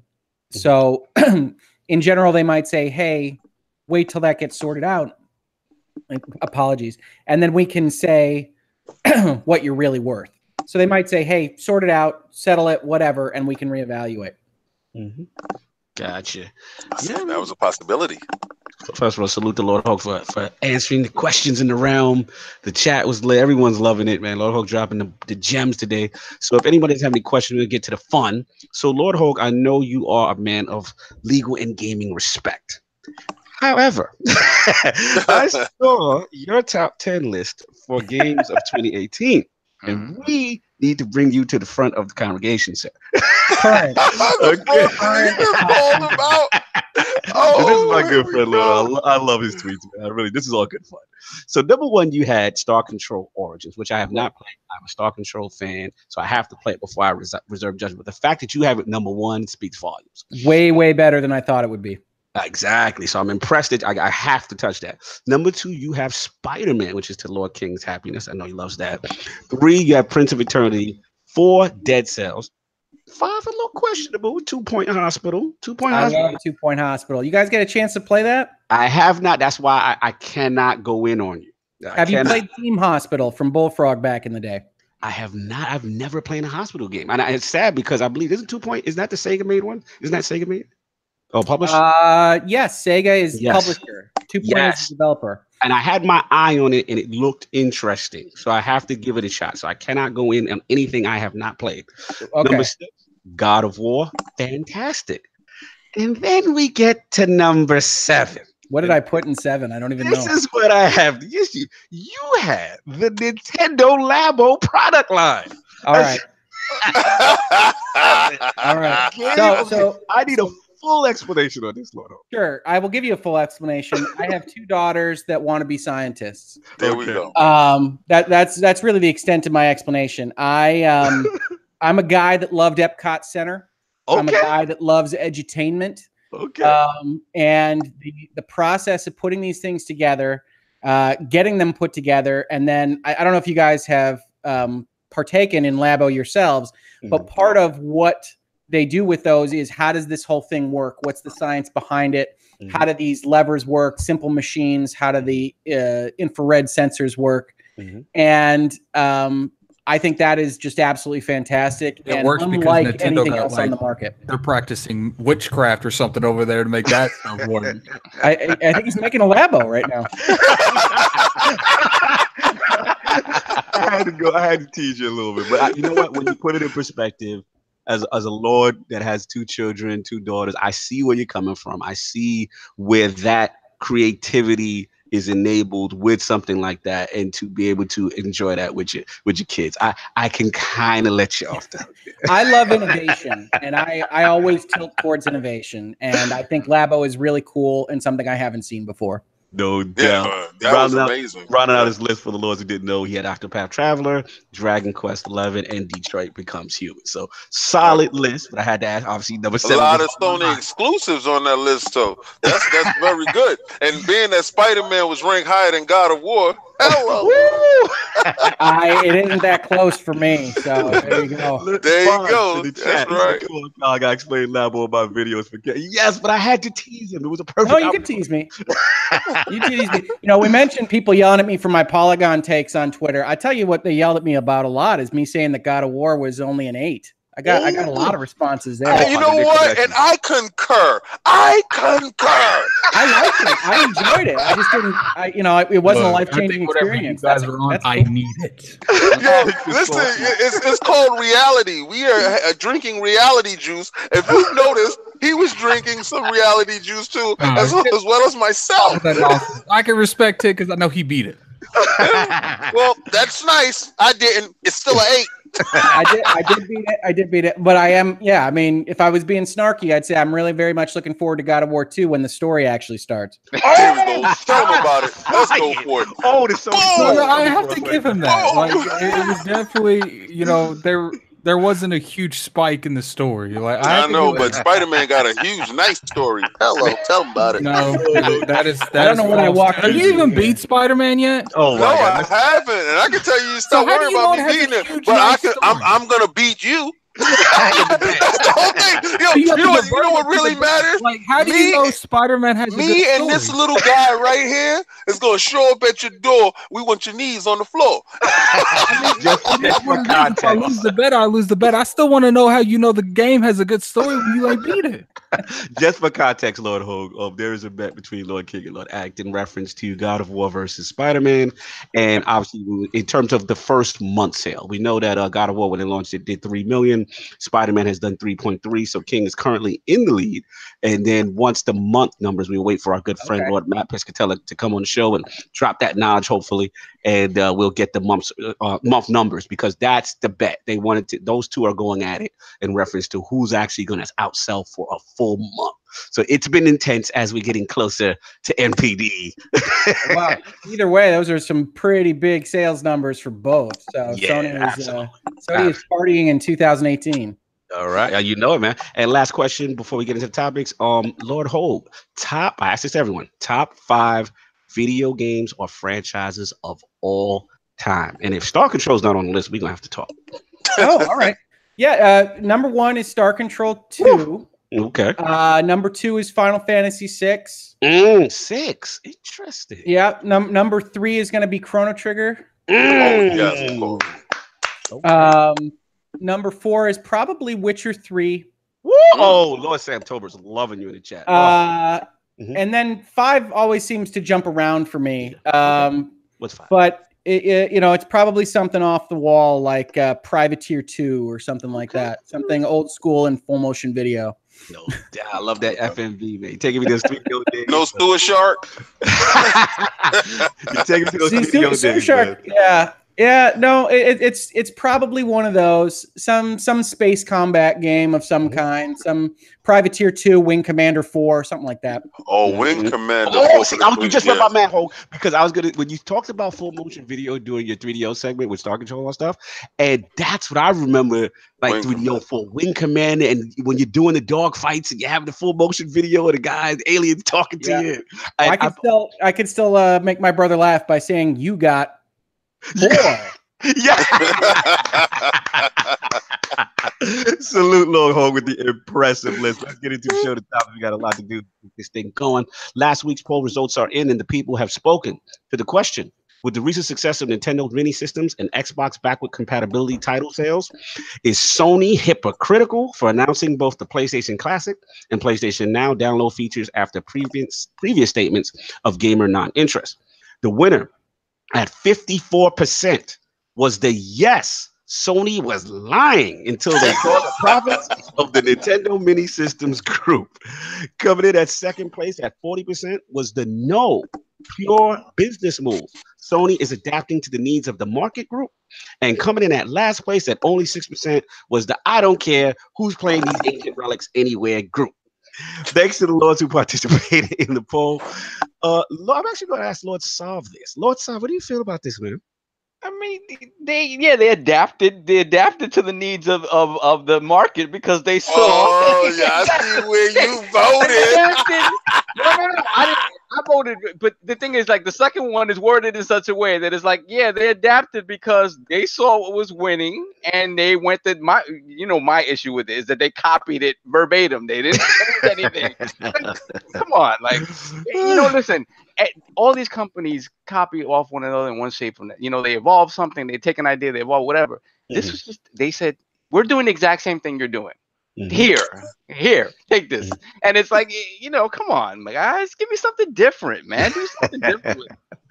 Lord Hoeg, how did you feel about the announcements of the PlayStation Classic as well as the ability to download games to your hard drive from PlayStation Now? The PlayStation Now download doesn't really affect me. The PlayStation Classic, I went and pre-ordered when it was announced, basically because I didn't want to get left behind in case that proved a problem. It's one of those things where I do think Microsoft and Xbox has the better of it in terms of backward compatibility right now. Yes, right. I really love being able to pop a disc in there or otherwise spend a fairly nominal amount to download whatever it is I'm missing and play it on my Xbox One X. So while I really like the novelty of my mini systems, and I'm going to build a tiny little dollhouse to be exactly the size of my little I do wish that the PlayStation 4 had a more robust infrastructure for the PlayStation history. Yeah, I agree. I definitely agree. All right, so Lords have a new poll cooking up at the end of the show. Please stay tuned for that. Let's get into these topics. All right, so I am up, and we're going to breeze through this because we kind of, Lord Hoeg kind of actually went in a little bit already in the Q&A. So Telltale, they've been warned, so to speak, and may find themselves in legal trouble regarding the layoffs. So first of all, I definitely want to salute Lord Mike Futter for his tremendous article at GameDaily.biz, as well as Lord Hoeg himself with his tremendous insight and contribution with this. So what's in question here? Pretty much is this WARN Act, and it's pretty much requires employees to be notified in advance in case there's layoffs, and pretty much it's the acronym is the Worker Adjustment and Retraining Notification Act. So yeah, pretty much. Thank you. From a lawyer, I'll take. So yeah, pretty much it's something to protect the employees and the families of those who are laid off, and of most employers with 100 or more. So to provide 60-day calendar day advance notice whenever there's mass layoffs, mass closing, and in this case, it may not appear to have happened. So a salute again to Mike with the tremendous article. Please check that out if you haven't seen it. And pretty much they've been named at this in this Telltale's been named in this as a defendant in this WARN Act class action lawsuit, and I believe the gentleman is Vernie Roberts. So he's going to be taking them to court, and the suit demands payment of unpaid wages and benefits. And like I said, the issue comes down to is Telltale going to be responsible for this? So based on what you know and your input on this, Lord Hoeg, I got to start with you. What do you feel about the basis of this WARN Act, and if they're in violation with this class action lawsuit? Yeah, so obviously with the same disclaimer as always, which is not legal advice and informational and educational only. I love it. Disclaimers, baby. I love it. The crux of it is the WARN Act was put in place so that companies couldn't just evaporate large numbers of jobs without giving people a warning and letting them look for a new landing place. And that warning period is 60 days. What happened here appears to be that the company was seeking funding, had funding lined up, had a term sheet entered into in all likelihood. And then when the definitive documents were about to be signed, probably one, we know Lionsgate at least, but maybe more than one financing source backed out. And then that cascaded the financing. Once your lead backs out, everybody looks at it and says, well, I don't want to do it if it's not X amount of dollars. And so it all falls apart. And then the next day they say, oh, we can hit this payroll and no more. And goodbye, guys. And that's a WARN Act problem because California's WARN Act is different than the federal WARN Act. So the federal WARN Act says if you've got a scenario where you're capital raising and it falls through, if you close a whole plant, the vernacular obviously leaning more towards manufacturing, but it still generally applies under the way the statute is written. If you close a whole plant, then it's not your fault. You tried. We don't want to penalize people that were trying to make the company work and it didn't work out. If you don't close the whole plant, then you don't get to use that exception. Instead, you wind up in an exception that says, if there were unforeseeable business circumstances, then we're not gonna ding you either. So the Federal WARN Act gives you this kind of gray area to say, oh, we were going to get money. We thought we were going to get money. We have every reason to believe we were going to get money. We have people coming in next week. We just hired people this week, and it didn't happen. And so we're very sorry, but we have to go away. Right. California, like many states, copies the federal law and changes it in little ways. Okay. What they did to apply to Telltale is they took the federal law, and there's an exception for capital funding, capital raises that fall through. There's an exception for contracts that are of a specific term, things like that. But what they didn't bring over to their version of the statute was this exception for unforeseeable business circumstances. So because the capital funding provision only applies to a full closing, we start to talk about whether Telltale is fully closed. And they're not. They're not, because they still retain staff. Yeah, you're right. They kept on 25 people to help finish off the Netflix contract. Right. And they don't appear to have fully closed.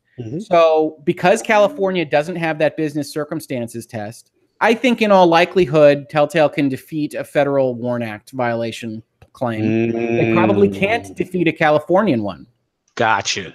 So just to stop you for one quick second. Absolutely. I can talk forever.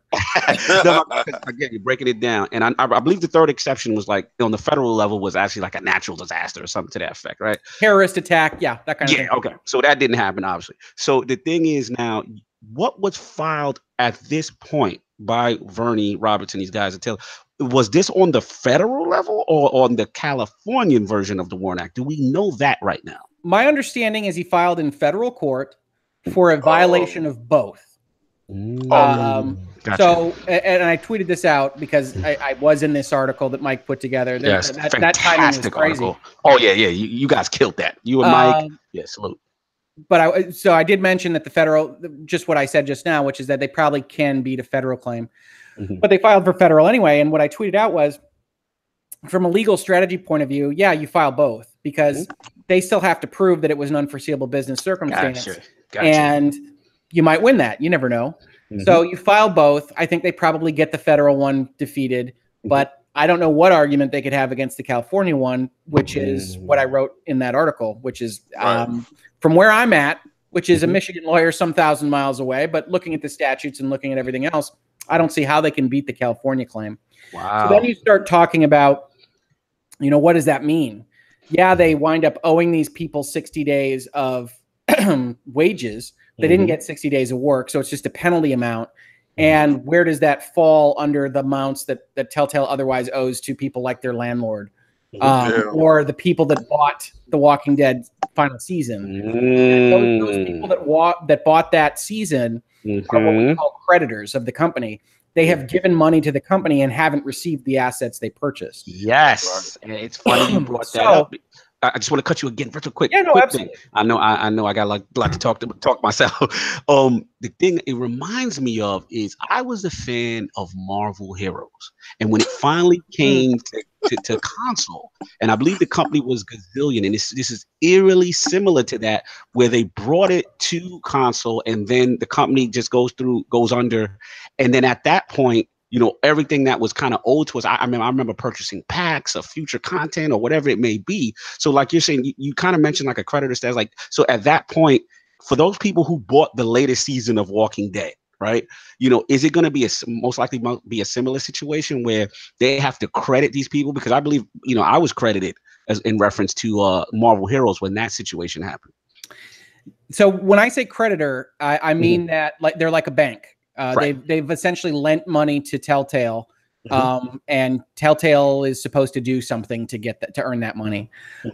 Mike actually has an excellent article if you go into his stuff on Game Daily, where he discusses the notion of unearned revenue, which is an accounting term, but it basically means what I'm saying here, which is that you've gotten paid and you haven't delivered your side of the bargain yet. Right. So in the case of Marvel Heroes, and isn't it interesting that we're talking about these two circumstances that both relate to third-party licenses and what those business models look like? In that case, it's a matter of who is partnered with them, what kind of damage control they need to do. I don't know what kind of credit you got, whether that you got anything from Sony Direct, whether you got anything from Vermilion, but it's a matter of what assets exist. I mean, when we're talking about if they lose this Warnak case, if they've otherwise not got a Walking Dead season 4 or whatever the final season number is done, who gets paid? And that's what I talked about on my Twitter, which is if I've got a sack of $50 and I owe $100 and you want to throw the employees in there with a Warnak claim, that's fine. But if I owe $100, it's not a matter of evil or what's trying to be despotic. It's a matter of this is the money we have. How does it get divvied up? Because people are going to experience pain. Who deserves the pain? Who gets the pain? Depends on what the contracts say. Depends on how a bankruptcy estate would treat the assets. That's why the Warnak claim isn't silly, is that it can get you a space in line in that process. But it doesn't mean they're going to get 60 days of money. My guess is that doesn't exist. So in those cases when it doesn't exist, then what happens? Like these guys just don't get anything, because they just don't have it.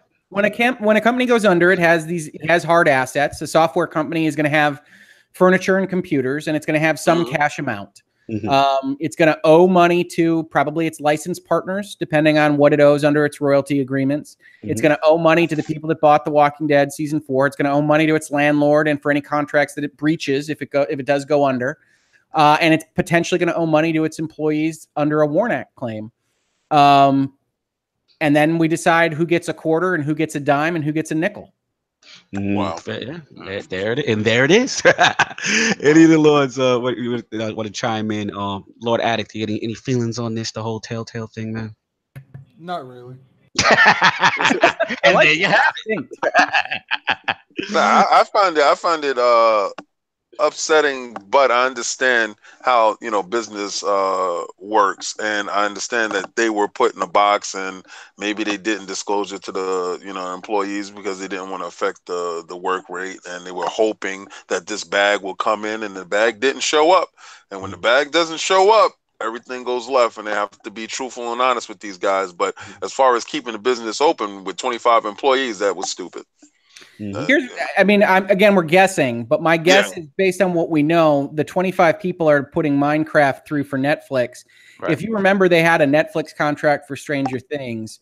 And my guess is they came to an arrangement about what would be considered a breach and what money they would owe to Netflix. And part of that solution was you'll finish Minecraft for us. And my guess is when you're in these crisis scenarios, you don't always call your labor lawyer and you don't always figure out what the potential problem with that approach is. And so I think they foot faulted. They slipped accidentally into a Warnak violation. I think it exists, but they were trying to appease Netflix and not get sued for whatever Stranger Things money had already been given to them, et cetera, et cetera. Right. Gotcha. Lord Sovereign, any input on the Telltale situation? Just quickly on that, because I know there was some belief online or confusion as to how that works, how they get those licenses. Are they paying these license holders to use the license in their games, or is it sort of somewhere in the middle, or is it vice versa? They're paying them. Yeah, they're paying them. The question is how much money was paid up front. How much do they owe for existing royalties, et cetera, et cetera. And where there could be a back and forth when I talk about Stranger Things money is sometimes there's an advance on what is going to be royalties. Sometimes there's here's this chunk of money for development and you can pay us back in sales, et cetera, et cetera. I don't know what that looks like. That's complete speculation. And what we do know is whatever Telltale was entering into, it wasn't working in terms of keeping them in the black. So those contracts could be god awful. I don't know. Yeah, yeah, man. I'll finish up too. I just feel the whole situation is sad. I mean, when the way they started and just how they just seemed like this vibrant new company that had this new genre of narrative storytelling that really wasn't done before. I never forget The Walking Dead, season 1 and the emotional ending, and just to see, we were like, where is it going to go next? And it definitely seemed like that maybe they just took on too much, and they just had so many projects, Guardians of the Galaxy. I remember Game of Thrones. It was this one, that one. So at that point, we're not strangers to companies closing. Data East, other companies of that nature that we've been through. I mean, our history in video games has shown us that if you don't stay, because Capcom was looking like they were in a precarious situation for a minute, and I was worried about that. But we've seen companies fall that were at the height. You understand, and have very good games. So I mean, these games are time capsules. Yeah, I understand. We are probably more upset about the employees than we are about the actual company, because we see companies go. Yeah, absolutely, absolutely. Like I said, I guess it was a surprise to me. I'll be honest. I didn't think that everything was rosy on the Telltale side, but it was a surprise, because again, like it felt like they were just pumping out content constantly, and just to see like, wow, going under, effective, boom. And I'm like, whoa, wait, like the bag didn't show up. The bag didn't show up, and we're left. The bag didn't show up. No, but that's part of the mismanagement. I mean, your companies shouldn't be Thanos snapped out of existence, and that really goes to we should have had inklings. They should have been paring back. They should have been doing other things, and they weren't. Yeah. I had to get something to say before we move to the next topic. I think the biggest thing that happened with them, is I think it was fatigue. I think a couple like small little things they could have did. I think if the company would have dedicated every year to a certain game and not, I mean, why is it now that 6 years later we're getting the final season of The Walking Dead?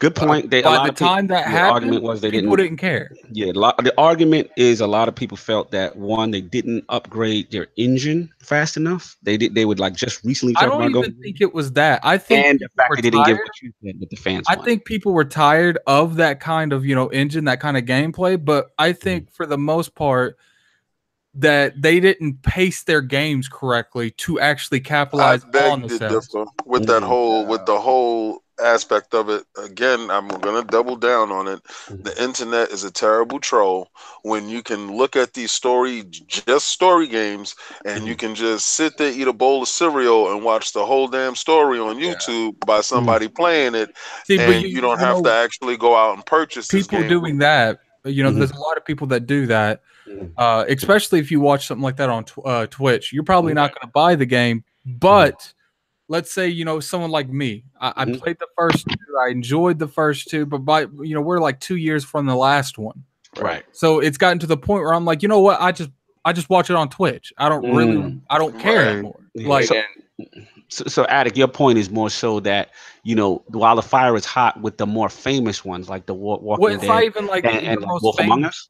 The only one I've seen them even remote, didn't they have two Spider-Man not Spider-Man, Batman seasons? Batman. Yes. See, that one looked a little bit more better pacing because by the time the second one came out, people were still remembering the first. I see what you're saying. You're talking about that gap, that wait. So long. It's just like you do have, and then I think that the time between the episodes is a little bit too far sometimes, and you just, when it comes to episodic games like that, I think you have two choices. You can either go the direction that that Until Dawn went, where you just released a whole season, and I think you'd have a little bit more better choice with that if you're not able to pop out the content in a reasonable amount of time, because it's like TV shows.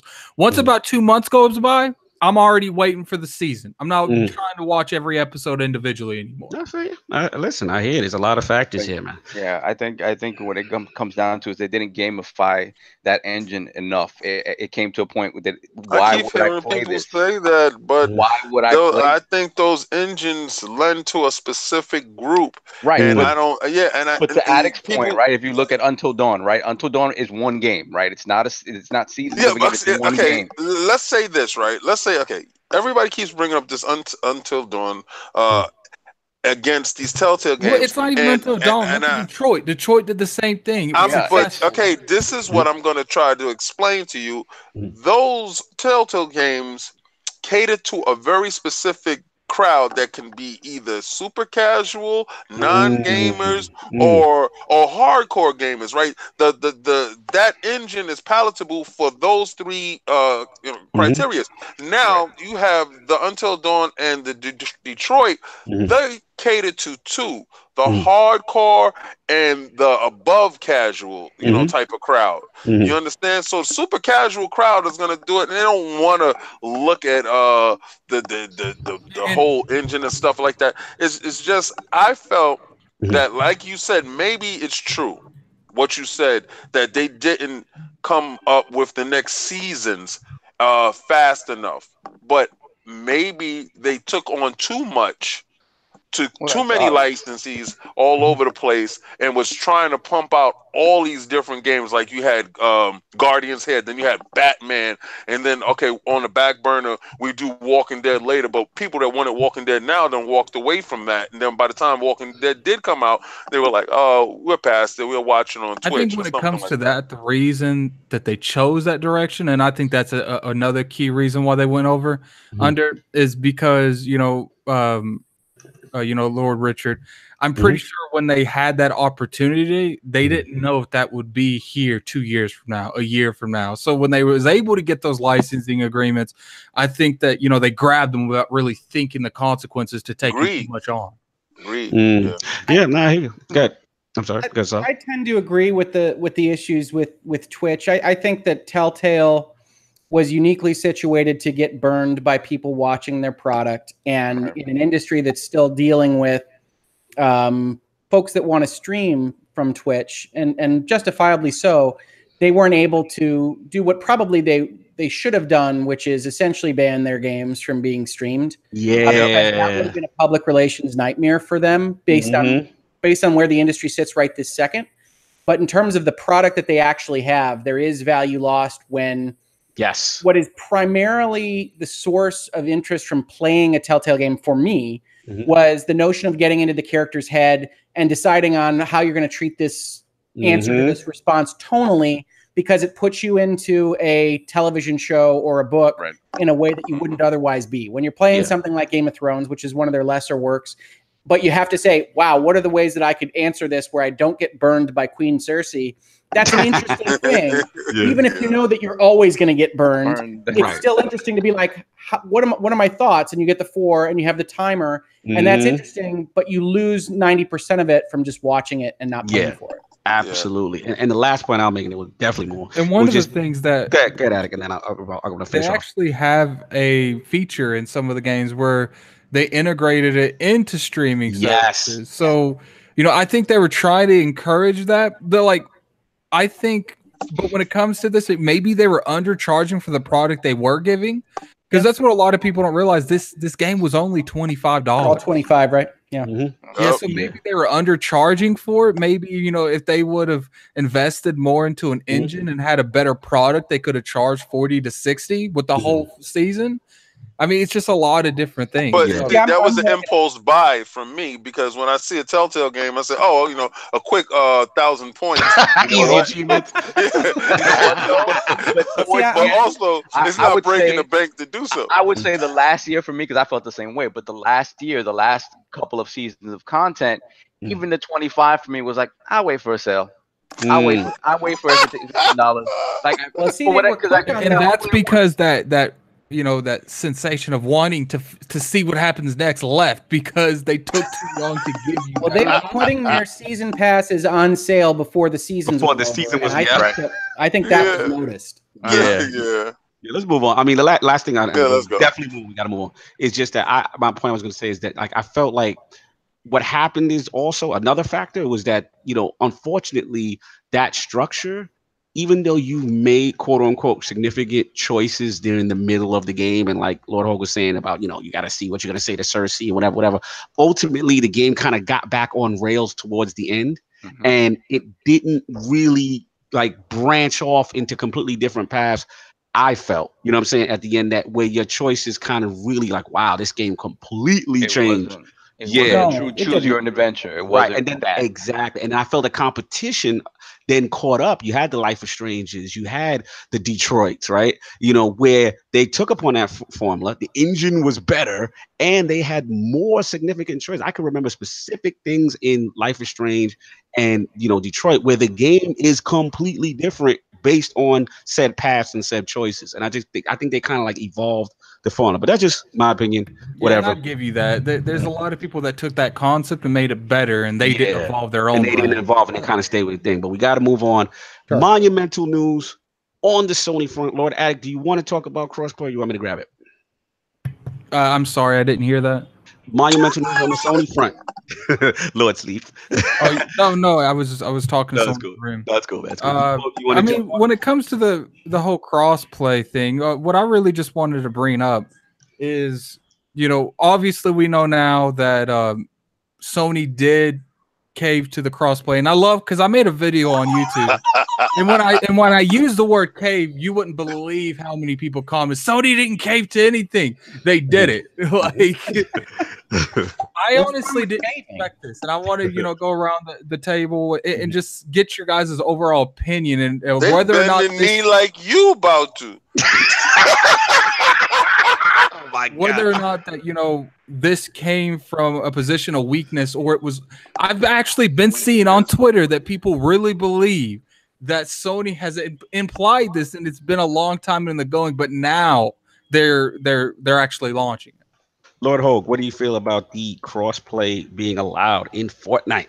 I think it's fantastic. I had said that I thought that they would give us cross progression at some point because I think it's easy enough to let the third parties have their accounts. Mm-hmm. I didn't think that they would open the doors to cross play. I suspect that it was just easier to open the whole thing than not. But I think this is, I think I tweeted it out the day it happened. I think it's a huge, huge day for gaming. Mm-hmm. And I think that it is fantastic for all gamers, no matter their console war persuasion. Mm-hmm. the king had to bend his knee.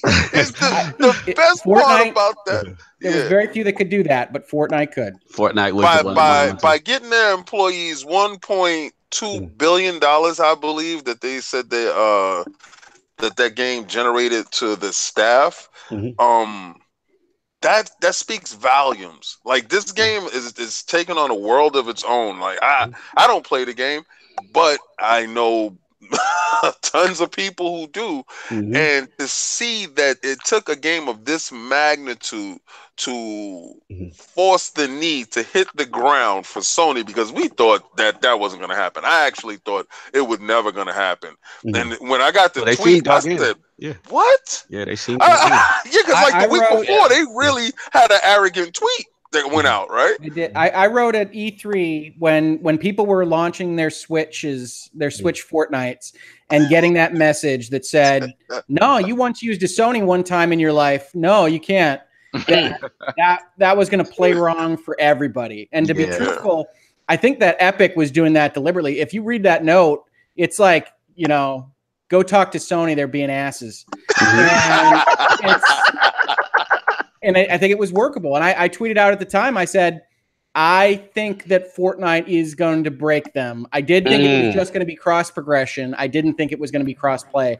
So I think that's going to open the floodgates, and I think it's going to be everything. I think, the next calls should be to Activision and Bungie and saying, let's go. Yeah, the thing that I do want to point out is I don't think people will.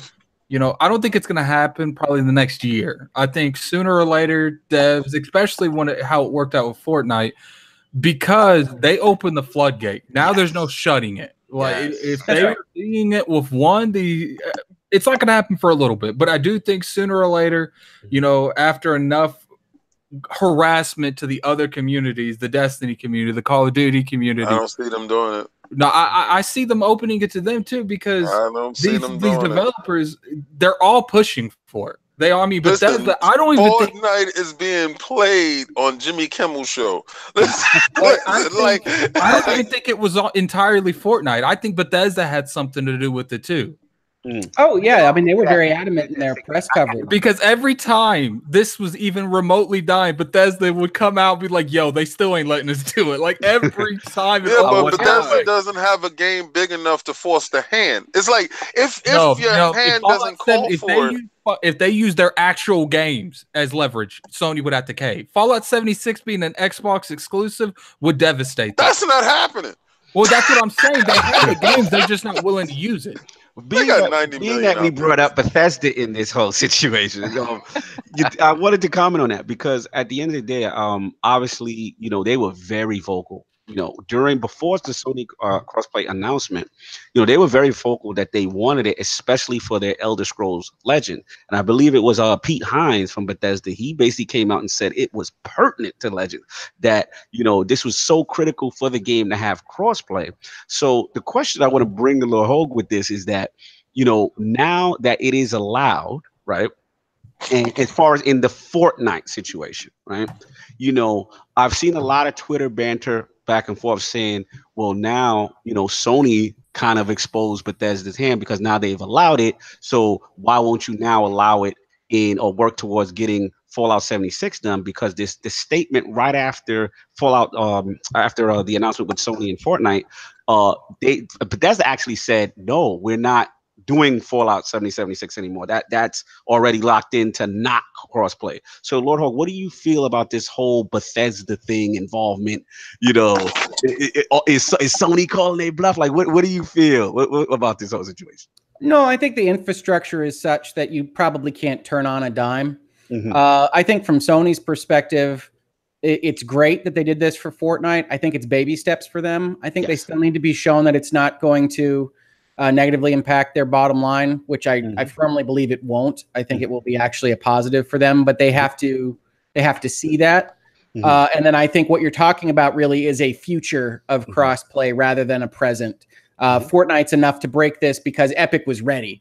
I mean, Fortnite, I don't know if you remember, you saw a couple of instances where they had accidentally turned on crossplay. It was clearly just a dam that Sony had built.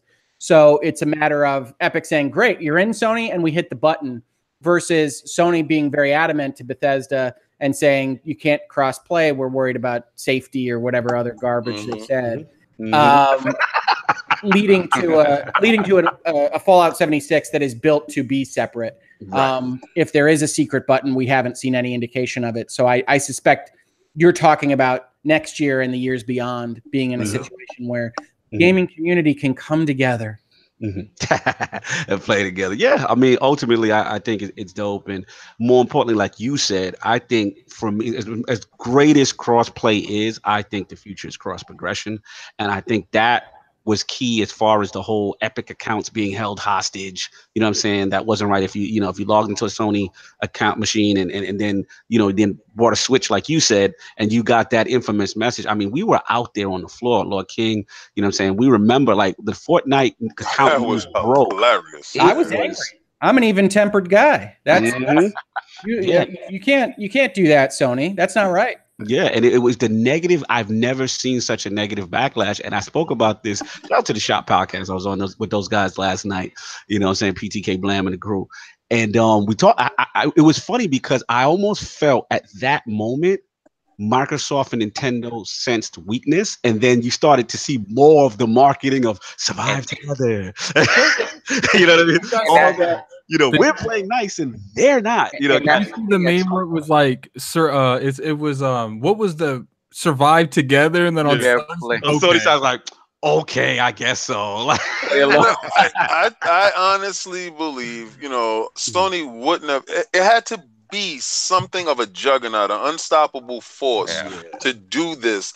And if that game doesn't exist in the form that it's in now, I agree, King. That doesn't happen. It had to be, and that's the monumental nature of Fortnite, because it had to be a game of that scope, that size, to get them to even consider it. And I think King's on it. Like, I don't know if another game could have done Fortnite. That's why you're saying like Destiny, and we're gonna do. It's not gonna happen. No, I'm not saying that those games would have done it. I'm saying that since they've opened it to Fortnite, they have given other publishers and developers the opportunity to ask for it. To probably ask for it, but then they're gonna say just like this. Well, when you generate 40 billion in sales, holla at us. Until you do that, then leave us alone. We're gonna say no to you. Get out the door and close it. So I honestly, I take it from a different. No, I don't think it's a one-time deal. I think again, if there's something free to play that comes down the pipeline that has this similar type of appeal, the question is going to come up again, right? I don't think it was. Fortnite definitely was the key reason. And I don't even think it was, it was the pressure they're getting from the community. There's, how many times I saw people say, well, you know what, I'm just going to go ahead and play it on PC because I want to play it on the Switch or vice versa or something else like that. Like all it takes, and the reason that happened is because that crossplay was already implied. So it put that pressure on Sony. So do you think that if they get the same amount of pressure from the community across the board from a game that's considered like a less popular game, but the same amount of pressure, you think at some point they cave? You can't generate the same amount of pressure without the same amount of revenue. This is money driven. All right. You got to understand that part right there. It's money driven. The issue that made this happen is that they locked the progression behind Sony. The account was huge, right. That's what motivated it all, because people were upset that they couldn't take it somewhere else. Okay, and that's the point that I'm saying. When you have millions of people who say, okay, I want to play it on this, I want to play it on that, and then I'm going to go home and I'm going to play it on my PlayStation, and then you log into your other thing that you wanted to play it on, and it says, nah, you can't do that because these guys said no, then that's when the upset happens. That's what I'm saying. When the vocal point, but I don't see another game doing that. Sooner or later, a lot more of these games are going to start to be more cross-progression, cross-platform. For the other guy. Once you see, imagine if something like Destiny was, the Xbox and Battle.net. I would like to imagine that. Yes. If that happened, but if that happened, can Sony say no at that point? Yeah, because that's the question, King. Because the precedent has been set. Like the floodgate is open. It'll be harder for them to deflect. But I do see your point, King, that you're saying it has to be another game of that stature. It has to be like to come to the big boy table. You understand. You have to come with your chest out. Here's the thing: I don't see games doing that. It's not going to be Sony caving to the consumers. It's going to be Sony caving to Activision because people are blowing their shit up every day.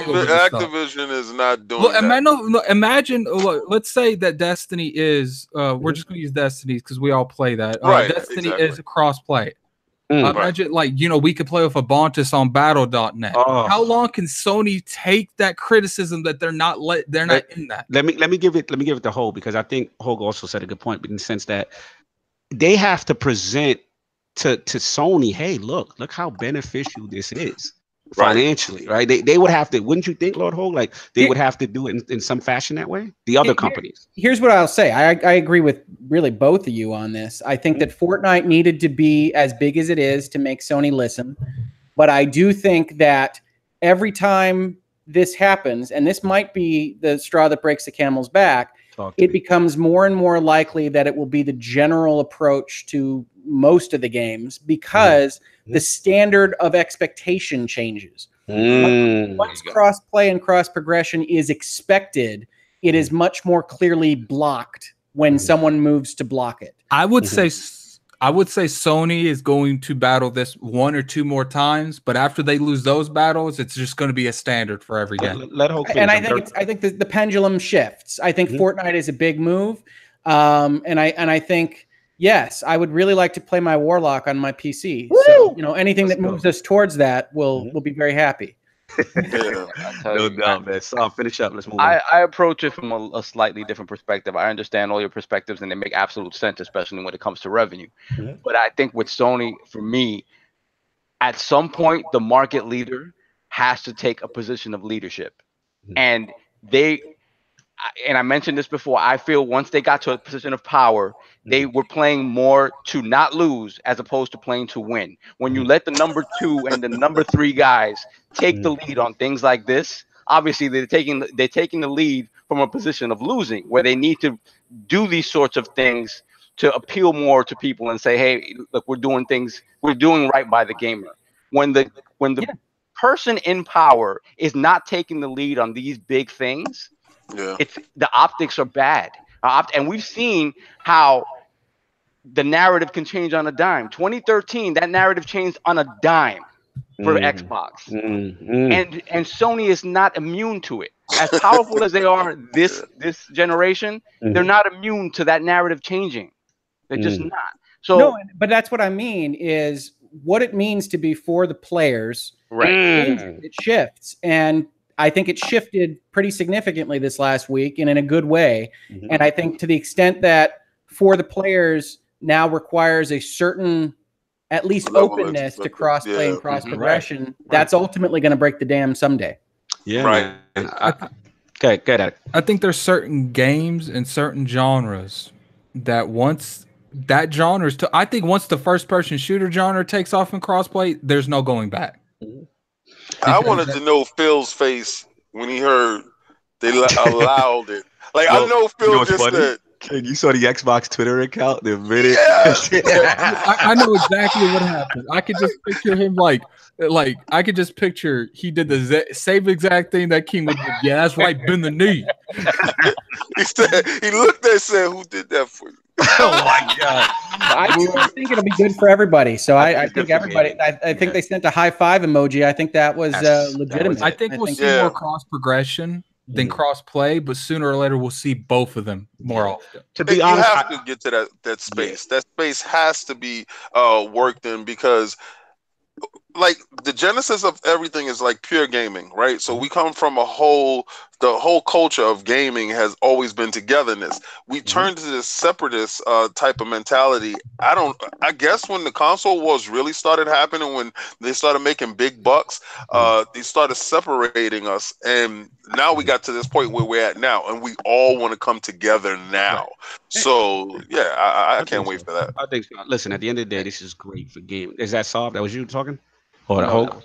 I'm sorry, that was Hoeg. That was you. I didn't want to interrupt. I didn't say anything. No. Oh, okay. Yeah, no, just pretty much. I just think at the end of the day, this is great for gaming. You know, I honestly didn't think it would happen this gen. I thought it would definitely happen next gen.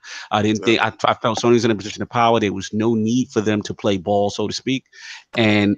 It just showed me the testament of Fortnite. As much as I've had my little issues with Fortnite's ethics with the PUBG situation, you know, I have to give credit where credit is due. It's a phenomenon, and you know, they Sony made had the colossal PlayStation bend the knee. Yeah, I mean, listen, it happened. You know, they did acquiesce. So let's move on. This one will be super quick because we're overtime, and I know Lord Hoeg's Lions. Yeah, Lord Hoeg's Lions are going. So I'm just gonna ask this question specifically to Hoeg. We'll make this quick. And it basically, I've seen this in the Twitter community, and I want to shout out Lord Kofi. He's brought it up. I want to shout out Lord BG. So Weapon Will and Press Star. Shout out to those dudes. I've seen the feedback on Twitter, and it comes down to these dance emotes. And we all know they've been around. We know Destiny does it. We know Fortnite is definitely on the top of this list. Forza Horizon 4 does it now. Are you serious? Yep. Forza Horizon has dance emotes? For the first time, Forza 7. Crazy how trends change. Forza 7 had it. So now you have an avatar that gets out of the car. You're not getting out of the car. No. But you have an actual avatar that you can customize and do stuff with. So yes, there are dance emotes. It's crazy how trends change. It's crazy. And then I know NBA 2K has always done it when you're walking around the My Park or whatever on the sidelines, you know, and you know, these guys Millie rocking and a lot of hip hop culture dances. So, you know, I wanted to bring this to Lord Hoeg and just to get the legal perspective here in the sense that, you know, we've seen a lot of pushback from these artists and predominantly a lot of artists from hip hop culture where they're saying, hey, you know, if you guys are going to, you know, take our dances, we should at least get credit for it. You know, we should at least be, if not any monetization, maybe a link to that artist's page so that the user who's playing the video game understands the origins of where it comes from, you know, because as of right now, a lot of these dances are renamed, right? I remember when Destiny had the whole Michael Jackson Thriller at one point. So they had the whole thing, the whole video. I was like, wow. Like, and even I always thought back then, like, how are they legal? Did they speak to the Michael Jackson state? Oh, like, that's the thing about that. They didn't send my dance move over that I paid for. Oh my God. But you know, the big ones are like I said, the Millie Rock and all these famous hip hop dancers. So Lord Hoeg, like from a legal standpoint, you know, is there anything that an artist can do to protect these moves, or is this just a lost cause with litigation. How do you feel about that?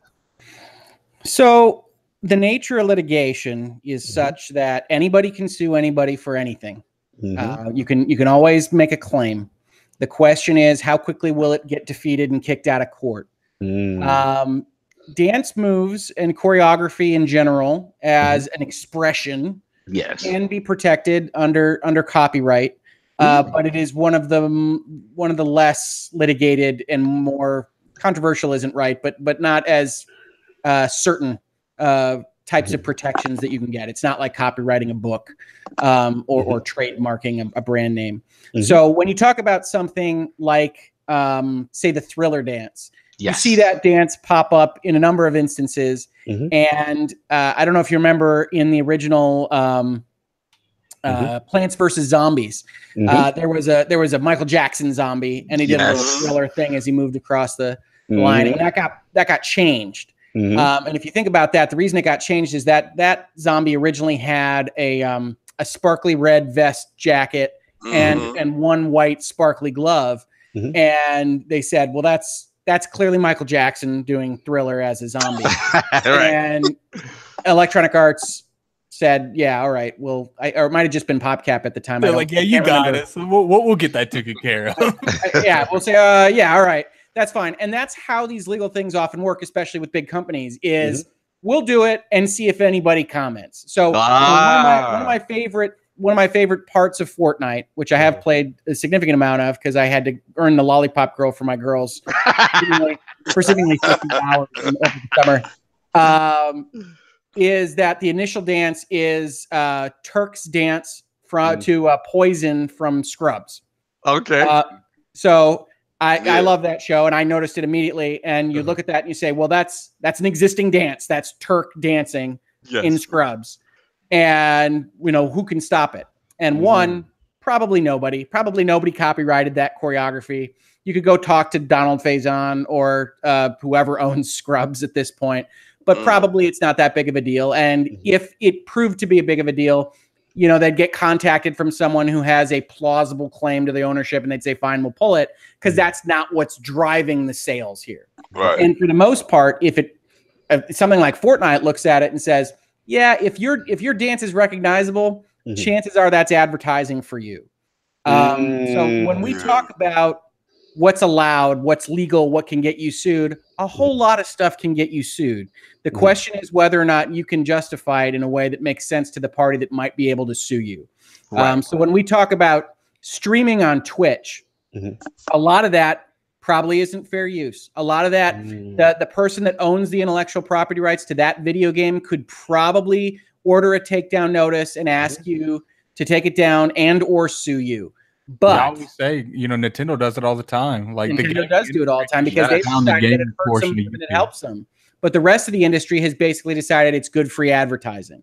Right. So it's a matter of what's allowed and who really wants to settle on what should be litigated. And in the case of Twitch, everybody's pretty happy with it being ambiguous, because if they decide someone's gone too far, they can send a cease and desist to them, and you can't really look at a court case that says, no, I'm allowed to stream this. I'm fine, because nobody's willing to go all the way in terms of litigating it. And that's useful both to the Twitch streamers as well as to the holders of the intellectual property. So for dances, you get a similar situation. Yeah, if I can identify the Beyonce single ladies dance, or I can identify Turk and Scrubs, then hey, maybe that's something that they have choreography rights to, but do they want to sue me? And do they want to make trouble? And chances are, if they had a problem with it, if Fortnite weren't cartoony and friendly and everybody loved it, but it was violent and had some other appalling aspects to it, you might have Scrubs or NBC, or you might have Beyonce, or you might have the estate of Michael Jackson or whoever come and say, hey, I don't want to be on your murder simulator and take us off, or we're going to sue you. But Fortnite's super popular. It doesn't hurt anybody. You're not losing views of single ladies or for this being in Fortnite. You're just having people remember that, hey, that was on Scrubs. Maybe I should watch that on Netflix or Hulu or wherever it lives. Right. I want to follow up. I want to follow up. That's a great point. Sure. I want to follow up in the sense that the argument, I want to say the quote unquote ethical argument, right, is that what they're saying is, especially the hip hop community, is saying that a lot of these popularized dance, like at least if they were given their name mention of all the actual name, because a lot of times these dances, let's be honest, are renamed. When you open up Fortnite or you open up Destiny, like I remember seeing these dances and it was called something completely different in context to Destiny as opposed to the artist. You know, what about that aspect from the ethical side that, you know, at least if you're not going to give us monetization, you're saying, hey, you're giving us this free advertisement by even recognizing your dance move, but like, you know, could you at least credit the artist or something to that effect? Do you think they have any stance on that, or that's going to get like shut down?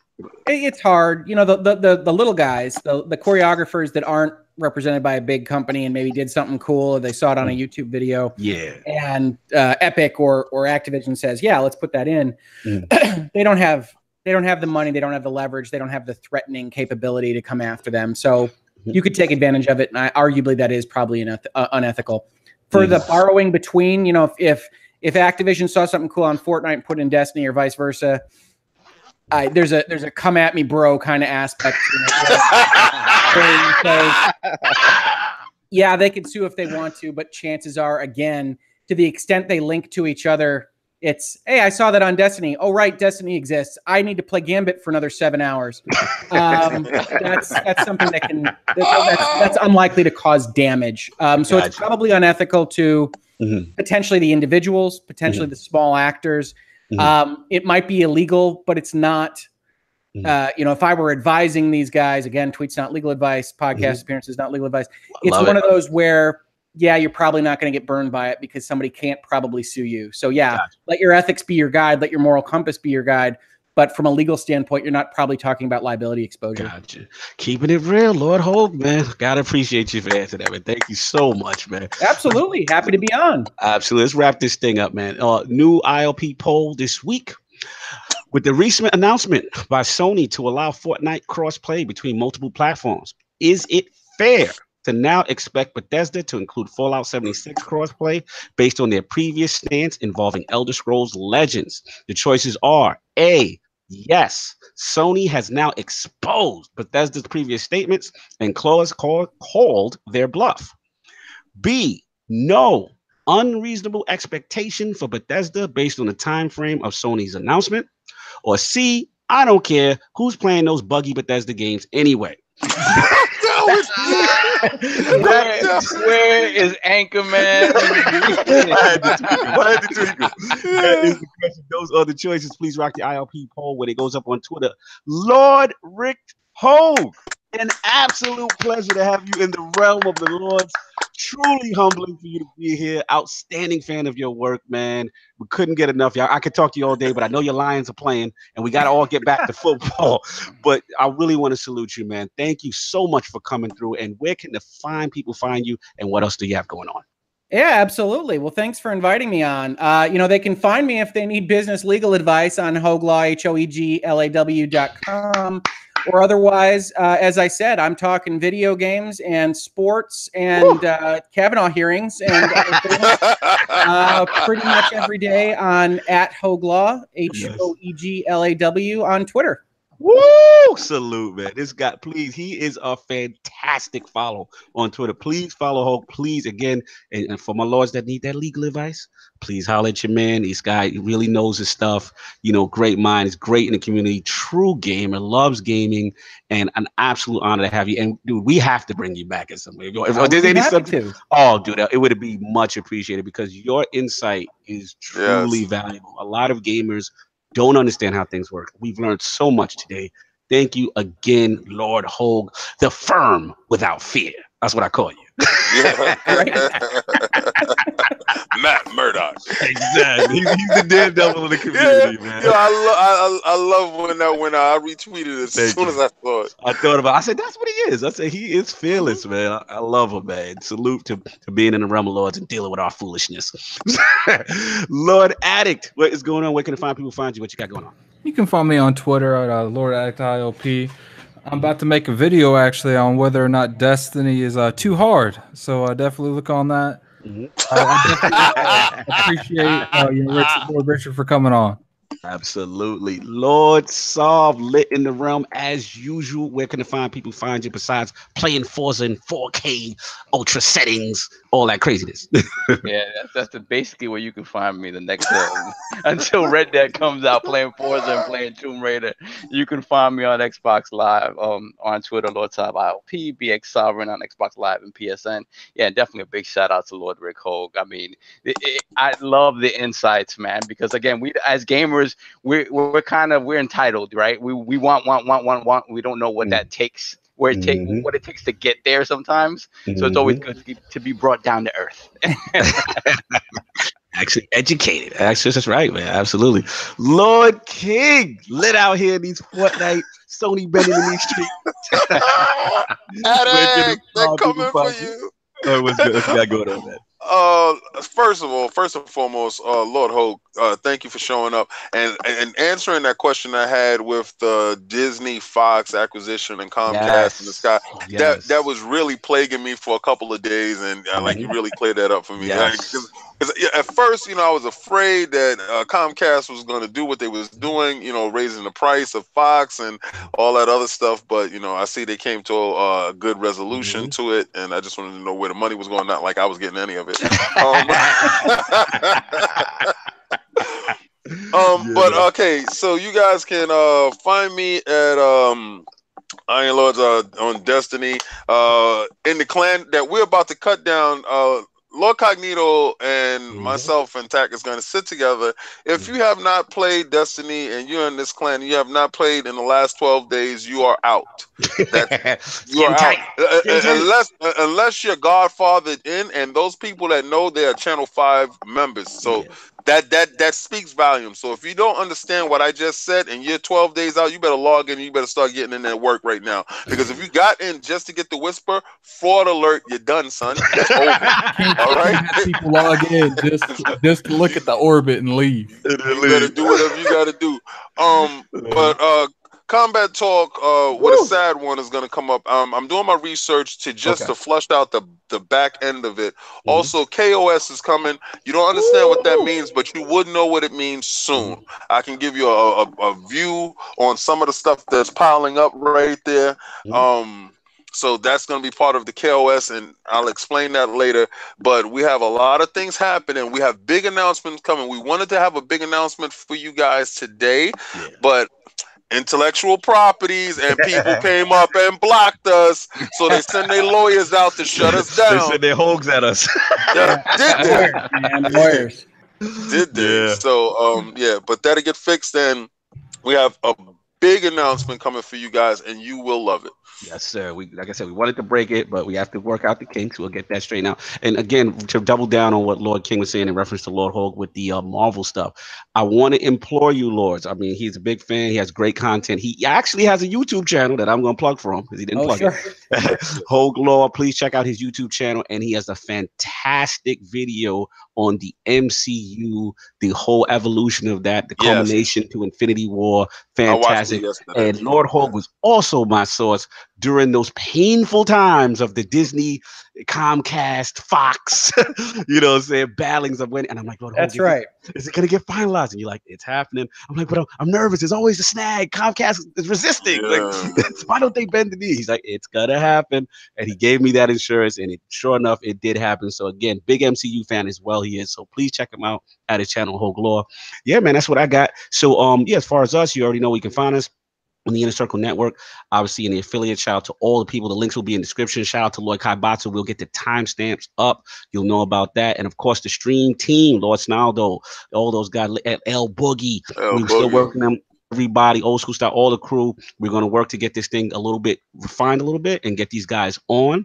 So, that's what I got. And also Flashpoint, like I said, King said Combat Talk will be coming soon on the ILP channel. And Flashpoint 31 is currently up now with Ebontis. We're breaking down all the latest stuff in the economy. So for the hardcore Destiny needs, we got you on the Iron Lord podcast. And thanks once again, one last public service announcement, and I'll really close it out because I know we got to go, is I really thank you guys for spreading the word. It really means a lot. We're trying to bring high quality content, and the new Patreon subscribers, we really thank you. It really means a lot to us. So everybody, please enjoy your Sunday. If anybody else has anything to say, if not, we'll close this thing out.